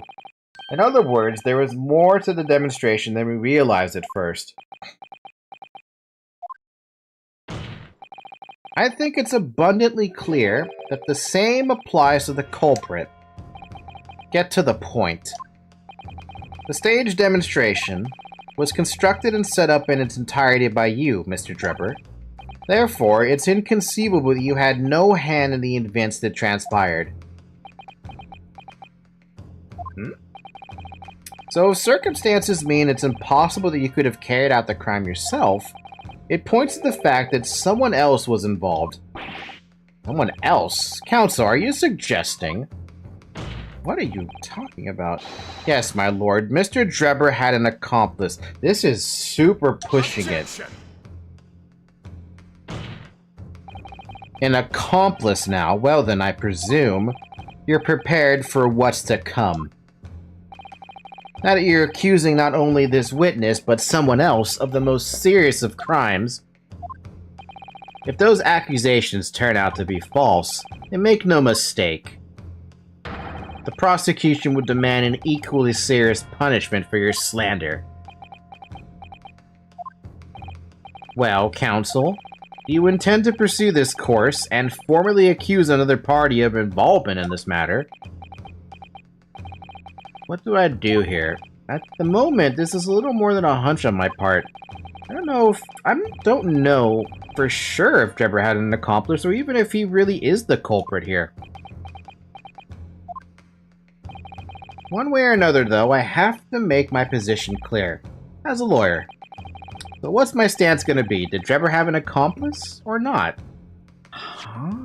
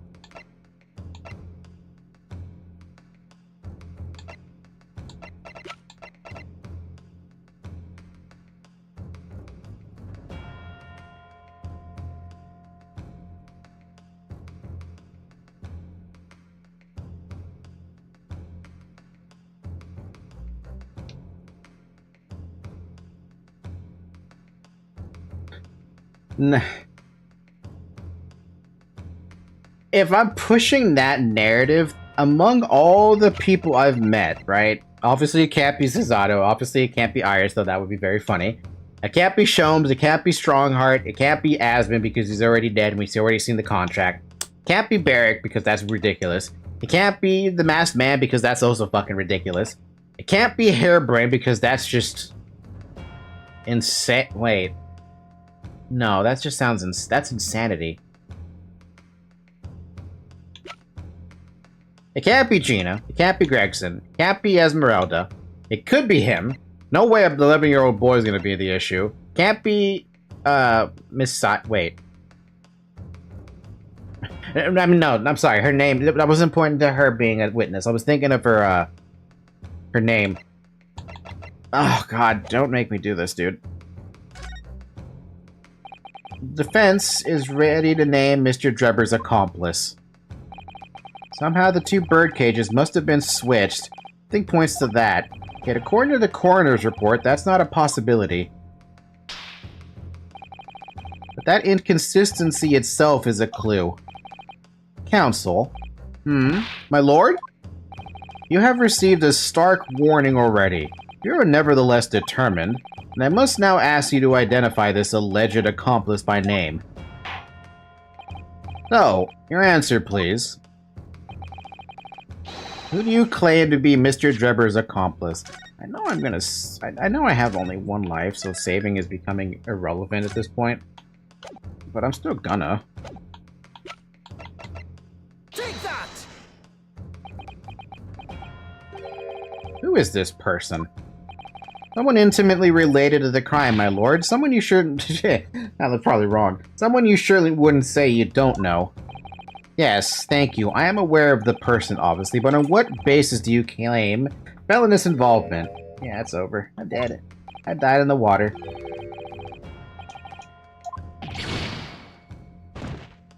We're dead in the water!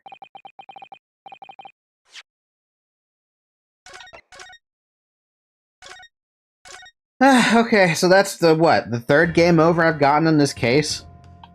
If it's not that, then... I'm out of ideas.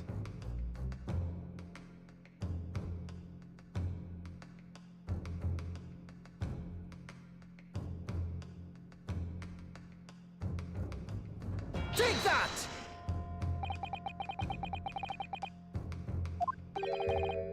The name of the person in question. What's wrong, my Nipponese friend? Apparently that was the right choice. And the only reason I picked her was because of the 500 scalpels.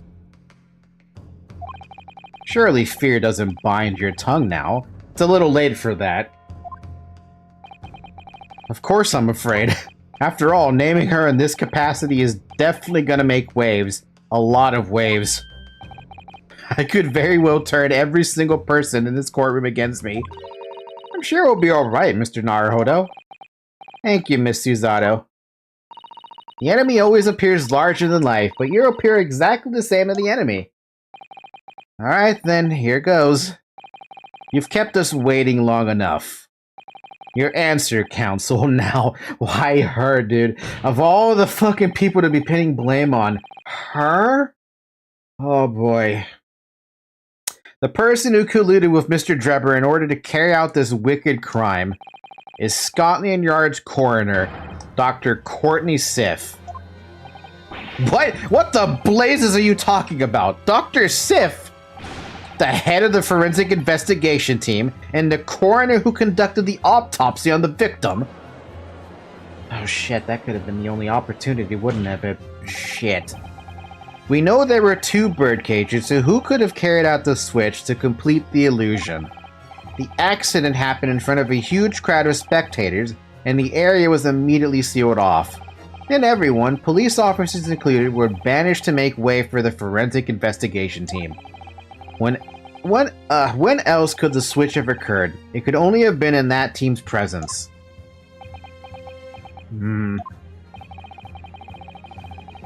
It's essential that the court determines exactly what happened following the incident. By the way, hi D&D. The defense demands that Dr. Sif be summoned to the witness stand at once to testify. Jesus fucking Christ, dude.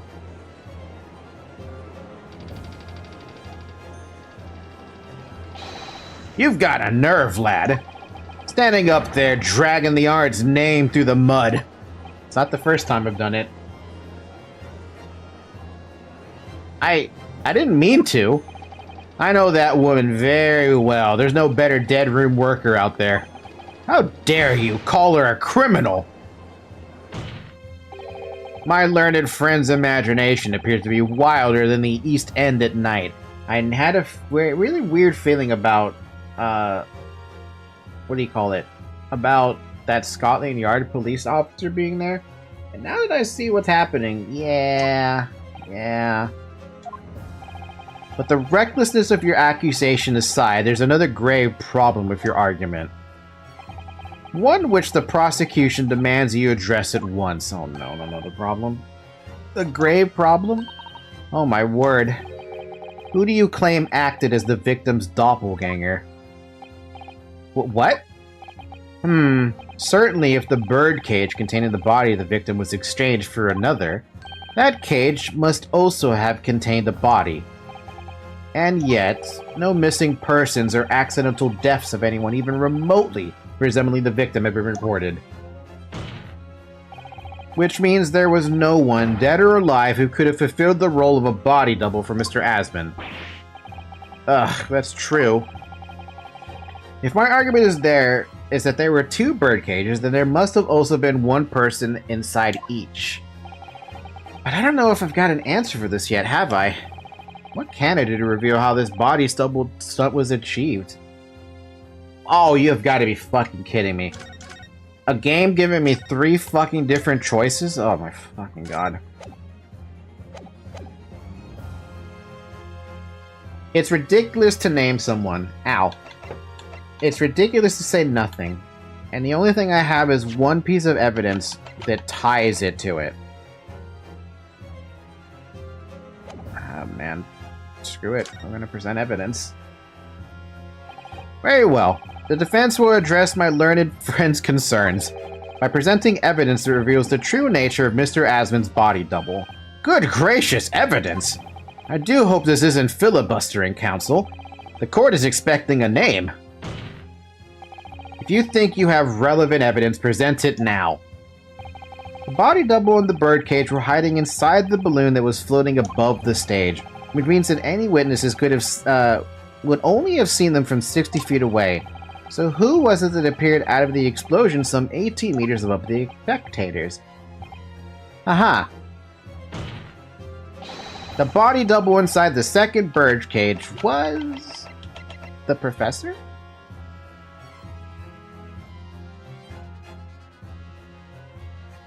I mean, there's a few pieces of evidence I feel like I could present. Like this. But also that. I don't really know if it matters. Take that! We know that the victim, Mr. Asman, was in the birdcage that was situated inside the kinesis machine on stage. And therefore, he couldn't have been inside the second birdcage. Instead, that contains something else. What's been described as a body double, which is what fell from the sky and crashed into the Crystal Tower. Yes, Counsel, according to your somewhat elaborate version of events. And that body double inside the second birdcage was, in fact... It's alright, Mr. Naruhodo. You're ready for this. Just steel yourself, and come out with it. Thank you, Mr. Zato, I needed that. As I was saying, the body double inside the second birdcage was, as unbelievable as it may seem, that thing there. What is that doing in the courtroom?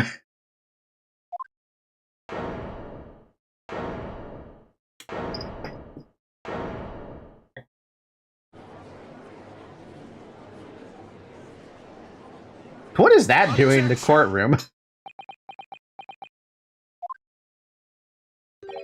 Open your eyes and look into mine, my Nipponese friend. Now tell me, what are you playing at? Stand firm now, Ryunosuke. This is the time to share your Japanese spirit. As the court will observe, this is a waxwork model. Oh god. A model, in fact, of an infamous London murderer from 10 years ago, the Professor. Objection.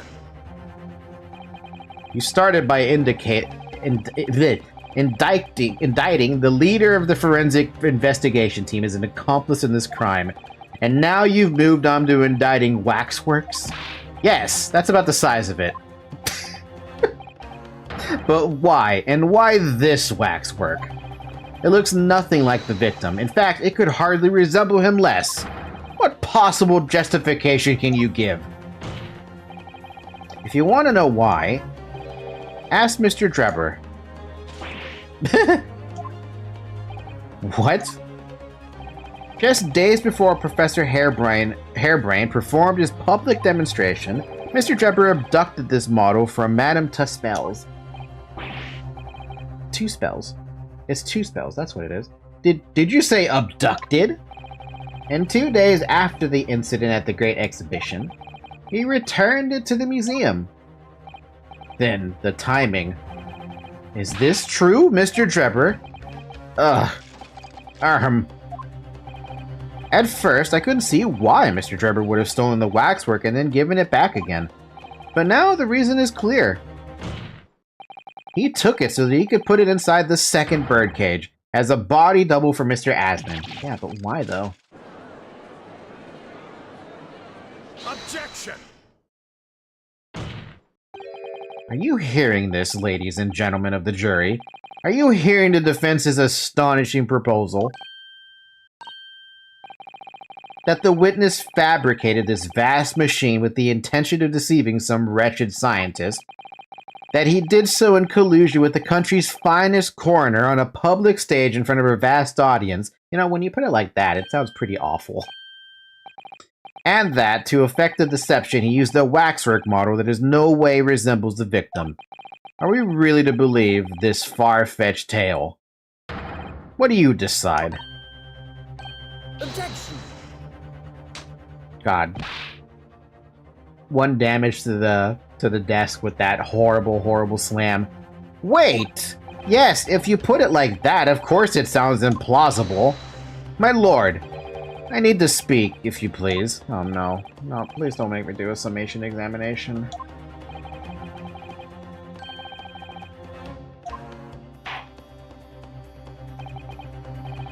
Very good. In that case, ladies and gentlemen of the jury, you will state your leanings for the court.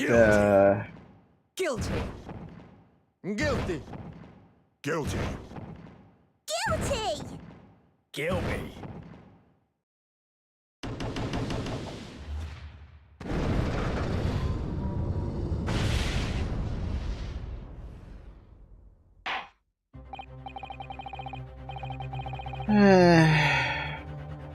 So, as indicated by the foreman, jury has reached a consensus.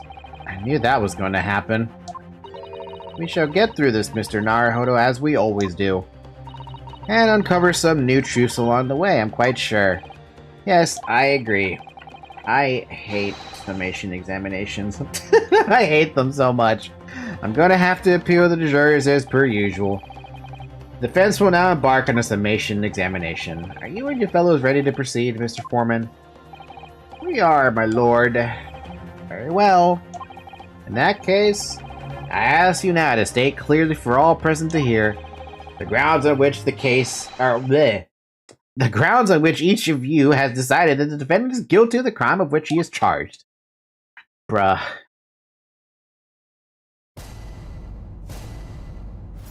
Not even have to wait. We're like, hey, you're just gonna do a summation examination. We know that. I've known that woman for years. She'd never try to be she'd never be an accomplice to anything. It's utter nonsense to think those two would ever be conniving with one another. Oh dear, this is most troubling, but surely the waxwork the man stole has nothing to do with the coroner, is it? I've had my own problems with members of the police. I do not trust them much. I've seen no rigorous proof that this waxwork was ever inside the birdcage. It's conjecture. Accusing someone without right evidences is not a proper job, is he? I won't have it. Oh man. Why did the Scotland Yard dude go first? Somewhat unsurprisingly, it seems that the introduction of this waxwork model to the proceedings has polarized opinion.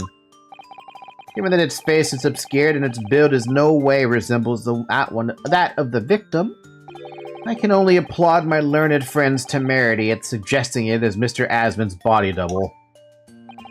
Yes, the applause is deafening, and yes, I know it seems extraordinary, but that's the point.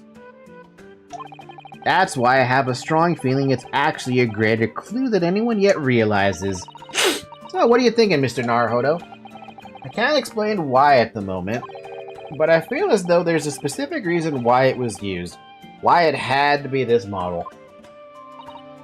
Really? A reason why nothing else would do, you mean? Yes, and I'm convinced it's something far more significant than whether or not the model looked like the victim. Well, if that's the case, we must prevent the trial from ending prematurely at all costs. Yes, agreed. I have to find a way out of this. Yep. You're ready, counsel. You may proceed with the summa. Yes, my lord. Yes, my lord. Oh. Why is he going first? That's so weird. Hold it! The order of things seems to have changed around here for some reason.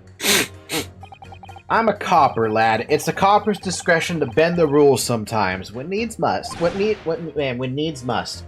What's wrong with that? Where do I start? I've been working at the yard for 40-odd years. That's even more than I thought. We've only had a metropolitan police service in town for 70 years, you know. Of course, times have changed. The public didn't trust coppers back when I started. It was rough. We had to fight crime, and we had to fight to win the public's trust as well. And win we did. Forensic science was in its infancy too, even more than it is now, and she spearheaded the revolution. Dr. Sif, you mean? That's right. About 10 years ago now it was, when I was still a youngish Bobby. Youngish Bobby on the beat? You're not young. That's when she started making a name for herself as a top-class coroner. And now look at her, head of the forensic investigation team. And a woman, no less. Well, you won't hear me complain. It's what we all dreamt of back then, I tell you. You can tell me without holding that gun in the air? We were all out to uphold justice, lad. Full of vim we were, full of vim. That's coming across loud and clear. Well, he's not going to be useful.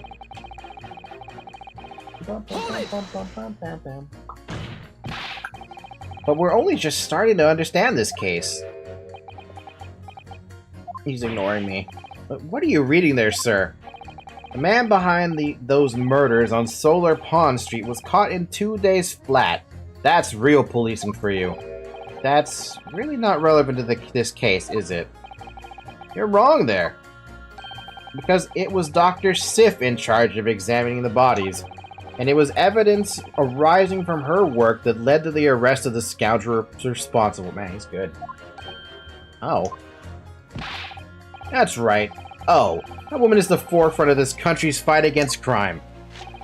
The idea that she's somehow involved in this murky business is a load of old tosh. I thought it was up to me to press the jurors, not the other way around. He's a good one, though. Hold it! Why would you assume that? Well, quite simply because that unsettling swindler has no relationship with the woman, does he? True, as it stands, we don't know of any connection. Oh gosh, but it would be delightfully romantic if they were somehow to have a mutual interest in the waxwork. Romantic? A woman of society such as myself views everything in terms of relationships, you know. Ay, ay, ay. Well, you learn something new every day, even if you don't want to. One might wonder about a possible relationship between the defendant and this coroner woman. Or perhaps between the defendant and the handsome prosecutor just there. This woman may be more astute than I've been giving her credit for. If that's the woman's stance, then perhaps demonstrating some connection between the waxwork and Dr. Sif would be strong enough. Yes, I agree. How? As soon as we have even a whiff of a connection, she'll be first to know. Huh? Hold it!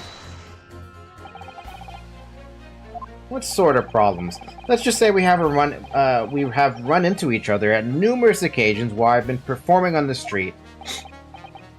Right, I see. Obviously, artists such as myself cannot appear on stage as we work in close proximity to our audiences. So we perform our great magics in parks, on street corners, and the like. But the police use any excuse to make our lives difficult. Hey, what's the problem there? Excuse me! Do you have something to say in response to that, Mr. Ottermole? Who are you calling a mass murderer? Sorry, my mistake. I got confused because I heard you like him. You look like him. I don't look anything like the man. You want to be locked up, Sonny? Thanks, Mr. Sholmes. Perhaps we could move on. I was really wondering if you had something you wanted to add in response to what juror number 3 just said. And clearly you do. Back in my day, back in the good old days, oh for God's sakes, it wasn't like this. What was it like, sir? We worked our fingers to the bone to earn the public's trust, we did. And by Jove, we earned it. People respected us back then. Respected you? Huh. No one would have called a coroner into question in them days. Coroner's report was the hallmark of an investigation done right. Especially when Dr. Courtney Stevens put her name to it.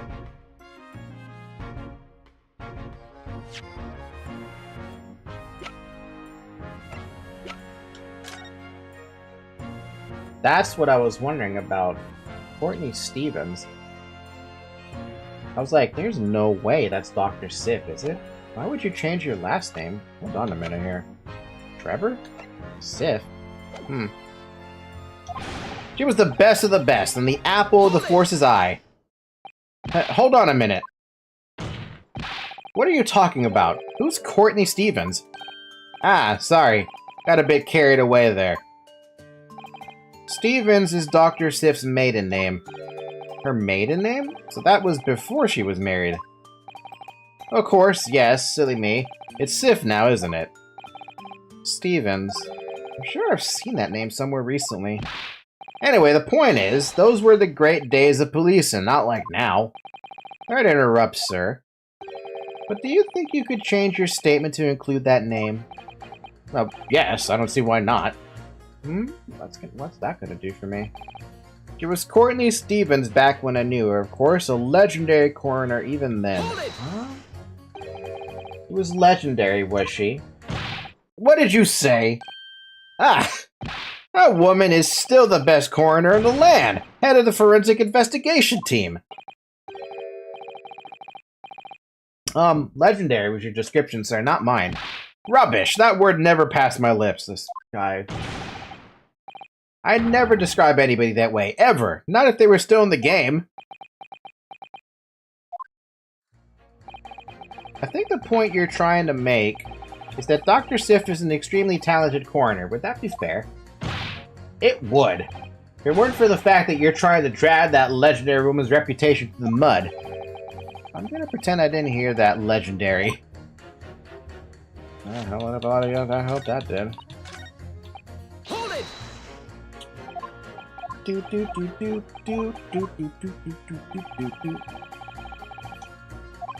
Sometimes they even cook up a story to extort monies from the poor.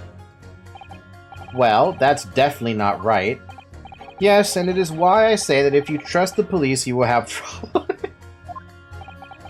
But here you are, claiming this waxwork model was stolen to star in an illusionary spectacular. The idea is so wild, I think I will take my chances and believe the authorities on this occasion. Wow. This is how the public at large views Scotland Yard, is it? Our own police force in Tokyo is not even 20 years old yet, is it? Perhaps we should view what's happened here in London as a measure of what may happen at home.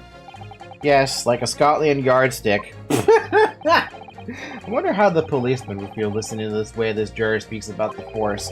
I'm sure he'd have a word or two to say in response. Well, he's already said it, so... Hold it! But you claimed the whole that was a trick. That I did, but there's more than one way to pull a rabbit out of a hat, isn't there? Sorry? I grant you, given that this cage appeared from the mist and explosion, there'd have been no need to use a real person. But if a waxwork had been used, the culprit could at least have had the decency to make it look like the victim. I'm not sure exactly how much criminals are governed by decency. The point is, if you're gonna make a claim about that waxwork being inside the birdcage, you need to give us some evidence. Without that, it's just not science. I suppose we should expect nothing less than a logical argument from a fellow of the Royal Society, but that perhaps means his mind could be changed if we manage to present suitable evidence. Wait, can we actually present evidence here? I don't like the idea of that. Evidence that the Professor Waxwork was inside that birdcage. Can I produce that or not? I can. Actually, I have something I'd like you to see, sir. Oh? I must warn you that I firmly believe it's only wise to trust men in white coats. So given a jet black outfit, I don't mind admitting to the sense of trepidation here. You have an all black outfit too. You don't trust anyone in black. Looking in the mirror must be very trying. I do have some evidence that proves that waxwork was inside the birdcage. Namely, this. Take that! What's that? A piece of glass? Though it's unusually thick for glass. Yes, it's a piece of broken glass that we found inside the jacket on the waxwork.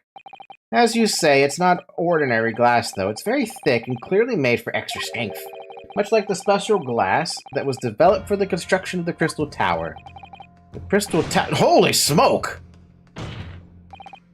Exactly, the centerpiece of the Great Exhibition where the very incident we're talking about took place. On the day in question, the birdcage fell from above and smashed through the window of that special glass. From whence this small piece originated, is that it? Precisely. So, what do you say? Now that clear evidence in support of the assertion has been placed before you. Well, as I said, I only trust men in white coats as a rule. However, when the reasoning is sound, it's fair to say color shouldn't come into it. In light of what you've shown me here, yes, I feel obliged to change my position on the matter. In that case, juror number 4, you will amend your statement now, please.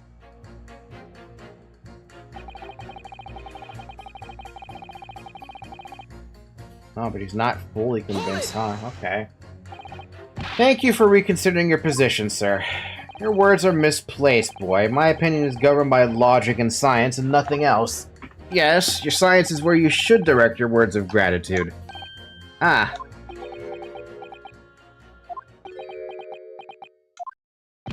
What's the matter with you? Too good to say some words of thanks to the mother of all academic subjects.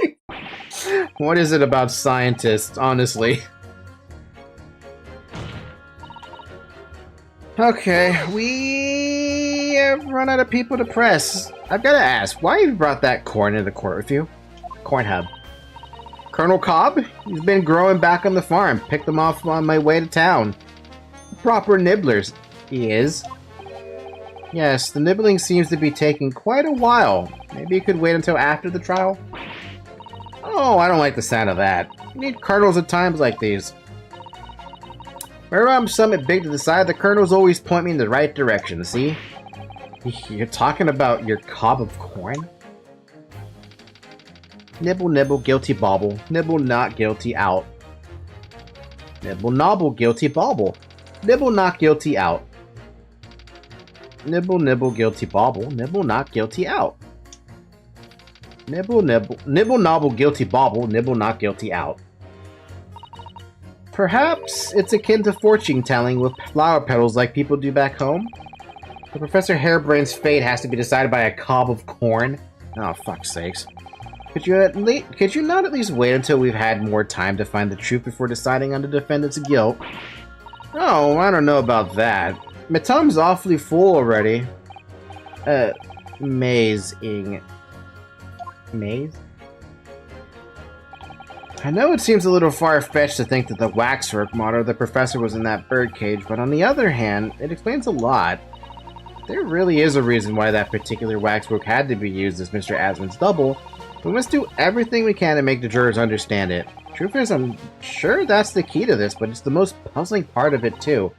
In that case, you should see what additional information you can glean whilst trying to change the jurors' minds. You can read a book whilst eating a rice cracker, Mr. Naruhodo. I'm sure you can do this. Ha! Right. Yes. Oh man, I don't like where this is going. Now I have to start pitting, and I'm like, I don't want to pit. I don't know who to pit right now.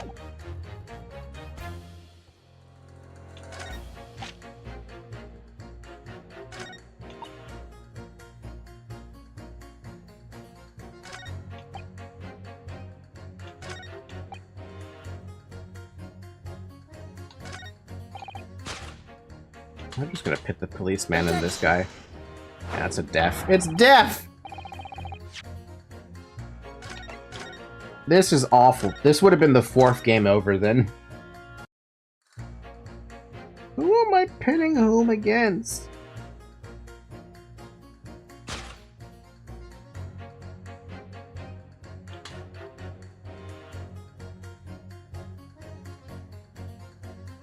Oh God, something help me.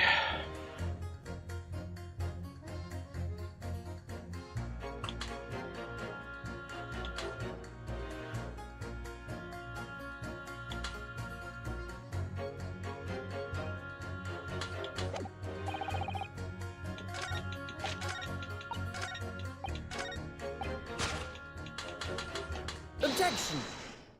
That was one choice. I saw that. These two statements clearly contradict each other. Good gracious. To whose statements do you refer, counsel? If you could put down your corn for a moment, juror number 5. Oh, you mean me? You pointed out that it's wrong to make an accusation without evidence, but the accusation that the waxwork model was inside the second birdcage on the day in question is not without supporting evidence, as the defense demonstrated to the juror sitting beside you. Oh, is that right? Would it be fair to say you didn't follow the argument? I don't understand much besides Colonel Cobb, to be honest. Oh my god, why is she on the jury? Of course you don't. If I could interject here. Please do, sir.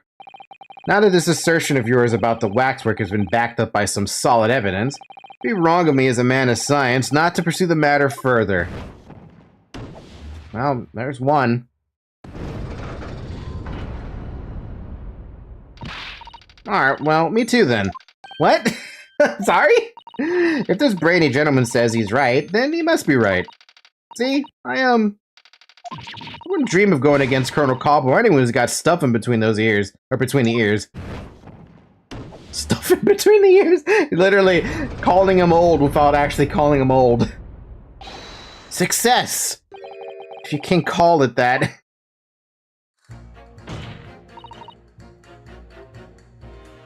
Of course. Okay, so that's progress. Now for who do I turn against who now? Oops. Who do I make a fight? It has to be the lady with the romanticism, right?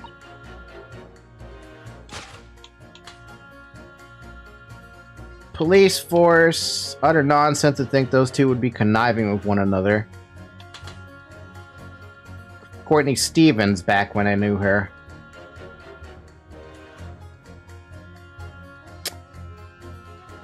Ah, there's a freaking problem here, isn't there? There's a massive problem with this one. Like, it's utter nonsense that thinks those two would ever be conniving with one another. And nothing to do with the waxwork. Okay, had my own problems with the police, big whoop. I've already tried pitting you against him and it didn't work. There's gotta be something, right?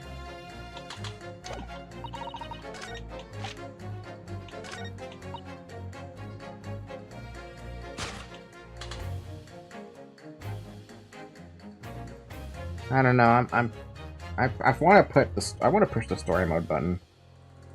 Objection. Yeah, I didn't have to though. At least these two statements clearly contradict each other. Good gracious! To whose statements do you refer to, counsel? So, juror number 2. Oh gosh, me. What can I do for you? I presume that you heard what juror number 6 said in his statement. It's brought to light that the maiden name of the coroner, Dr. Sif, which in turn has revealed a connection that wasn't apparent before. I don't see it. Well, naturally, as a woman of society, I find such connections and relationships irresistible. But oh golly, I'm afraid I fail to see what you mean. Dr. Sif's maiden name is Stevens, and through that name, the coroner is very definitely linked to the waxwork of the killer. Is it? You're talking about the autopsy report? My goodness, evidence you say? How utterly enthralling. Counsel, the court cannot overlook that last remark. I very much hope there is substance to your claim. Of course, my lord, I would ask the court to look at this.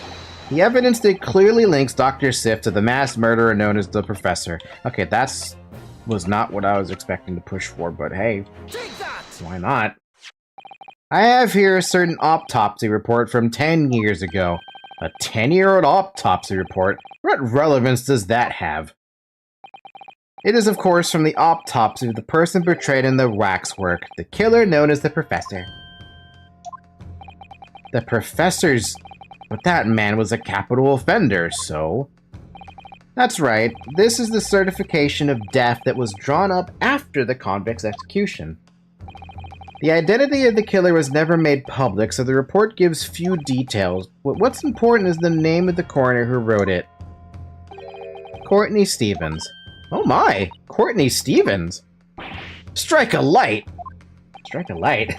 It appears that the Professor's autopsy was conducted by Dr. Sif 10 years ago, and a few days ago Mr. Drebber very deliberately stole the waxwork of the Professor from Madame Two Spells. A waxwork that doesn't in fact resemble the victim, Mr. Asmund, at all.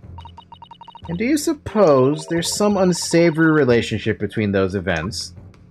Absolutely, I'm sure of it. There's no doubt in my mind that the Professor case is at the heart of a link that we have yet to uncover. Between Dr. Courtney Sif and Mr. Enoch Drebber. Man, that's... Hidden links, mysterious connections, secret relationships. This is all most extraordinary. We're surely obliged to explore this now further. Oh my god, what?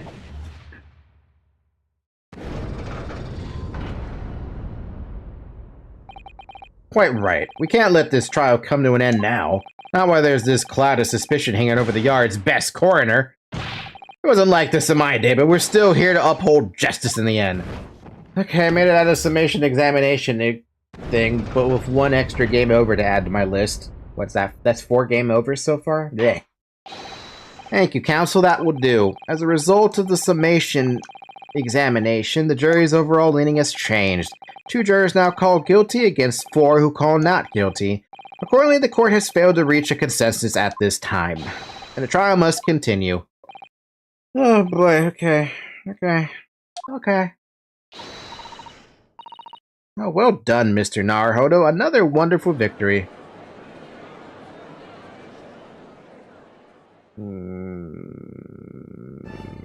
So we're really calling in Dr. Sif? A waxwork of the despicable professor, used as a body double for the victim in this quite extraordinary case. I must say, it's extremely hard to believe the assertion could possibly be true. However, it would appear that it does not, that it does at least warrant further investigation. It's the waxwork of the professor that links Mr. Drebber and Dr. Sif. And I'm convinced that there's a special significance to that link. I don't know what you're hoping to prove, lad. I really don't. I don't either. The truth, sir, by using evidence and testimony. Huh.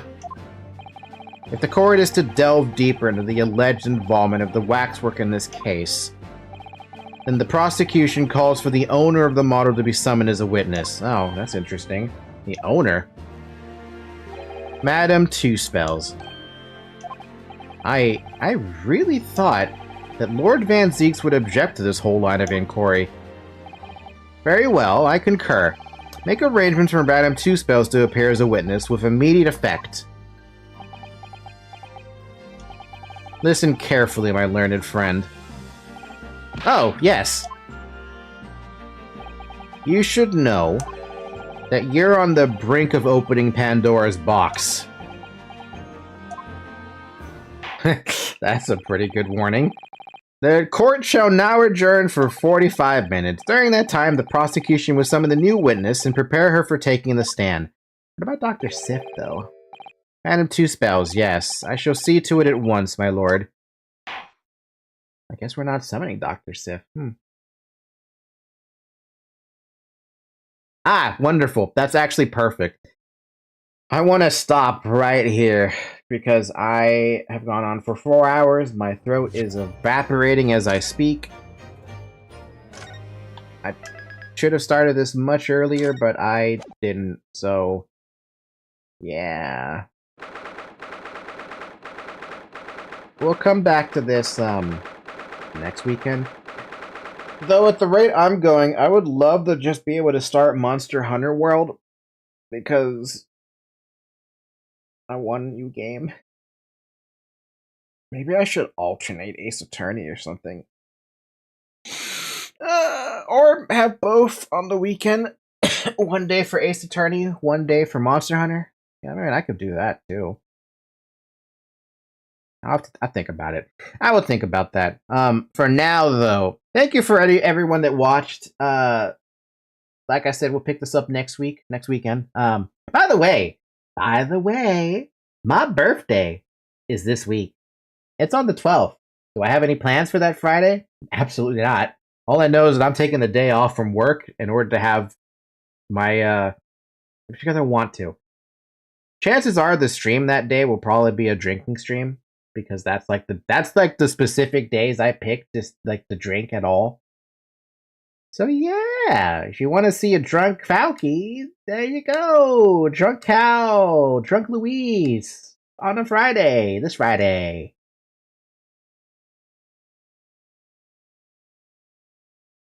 Also join the Discord server. I might actually have it as an open voice, like anyone can join with their voice kind of crap thing. Alright, with that said, I wish everyone a good morning, a good afternoon, and wait, what? A good morning, good afternoon, a good evening, and a good night. That's what I was trying to say. I could not, for some reason, make that work. And I will see you next time, which will probably be on Tuesday, for whatever the hell I have. What is it, Stardew Valley? Yeah, Stardew Valley. Otherwise, come join the Discord server, and it's links in the description. Okay, well, my throat. Good night, everyone. Bye-bye.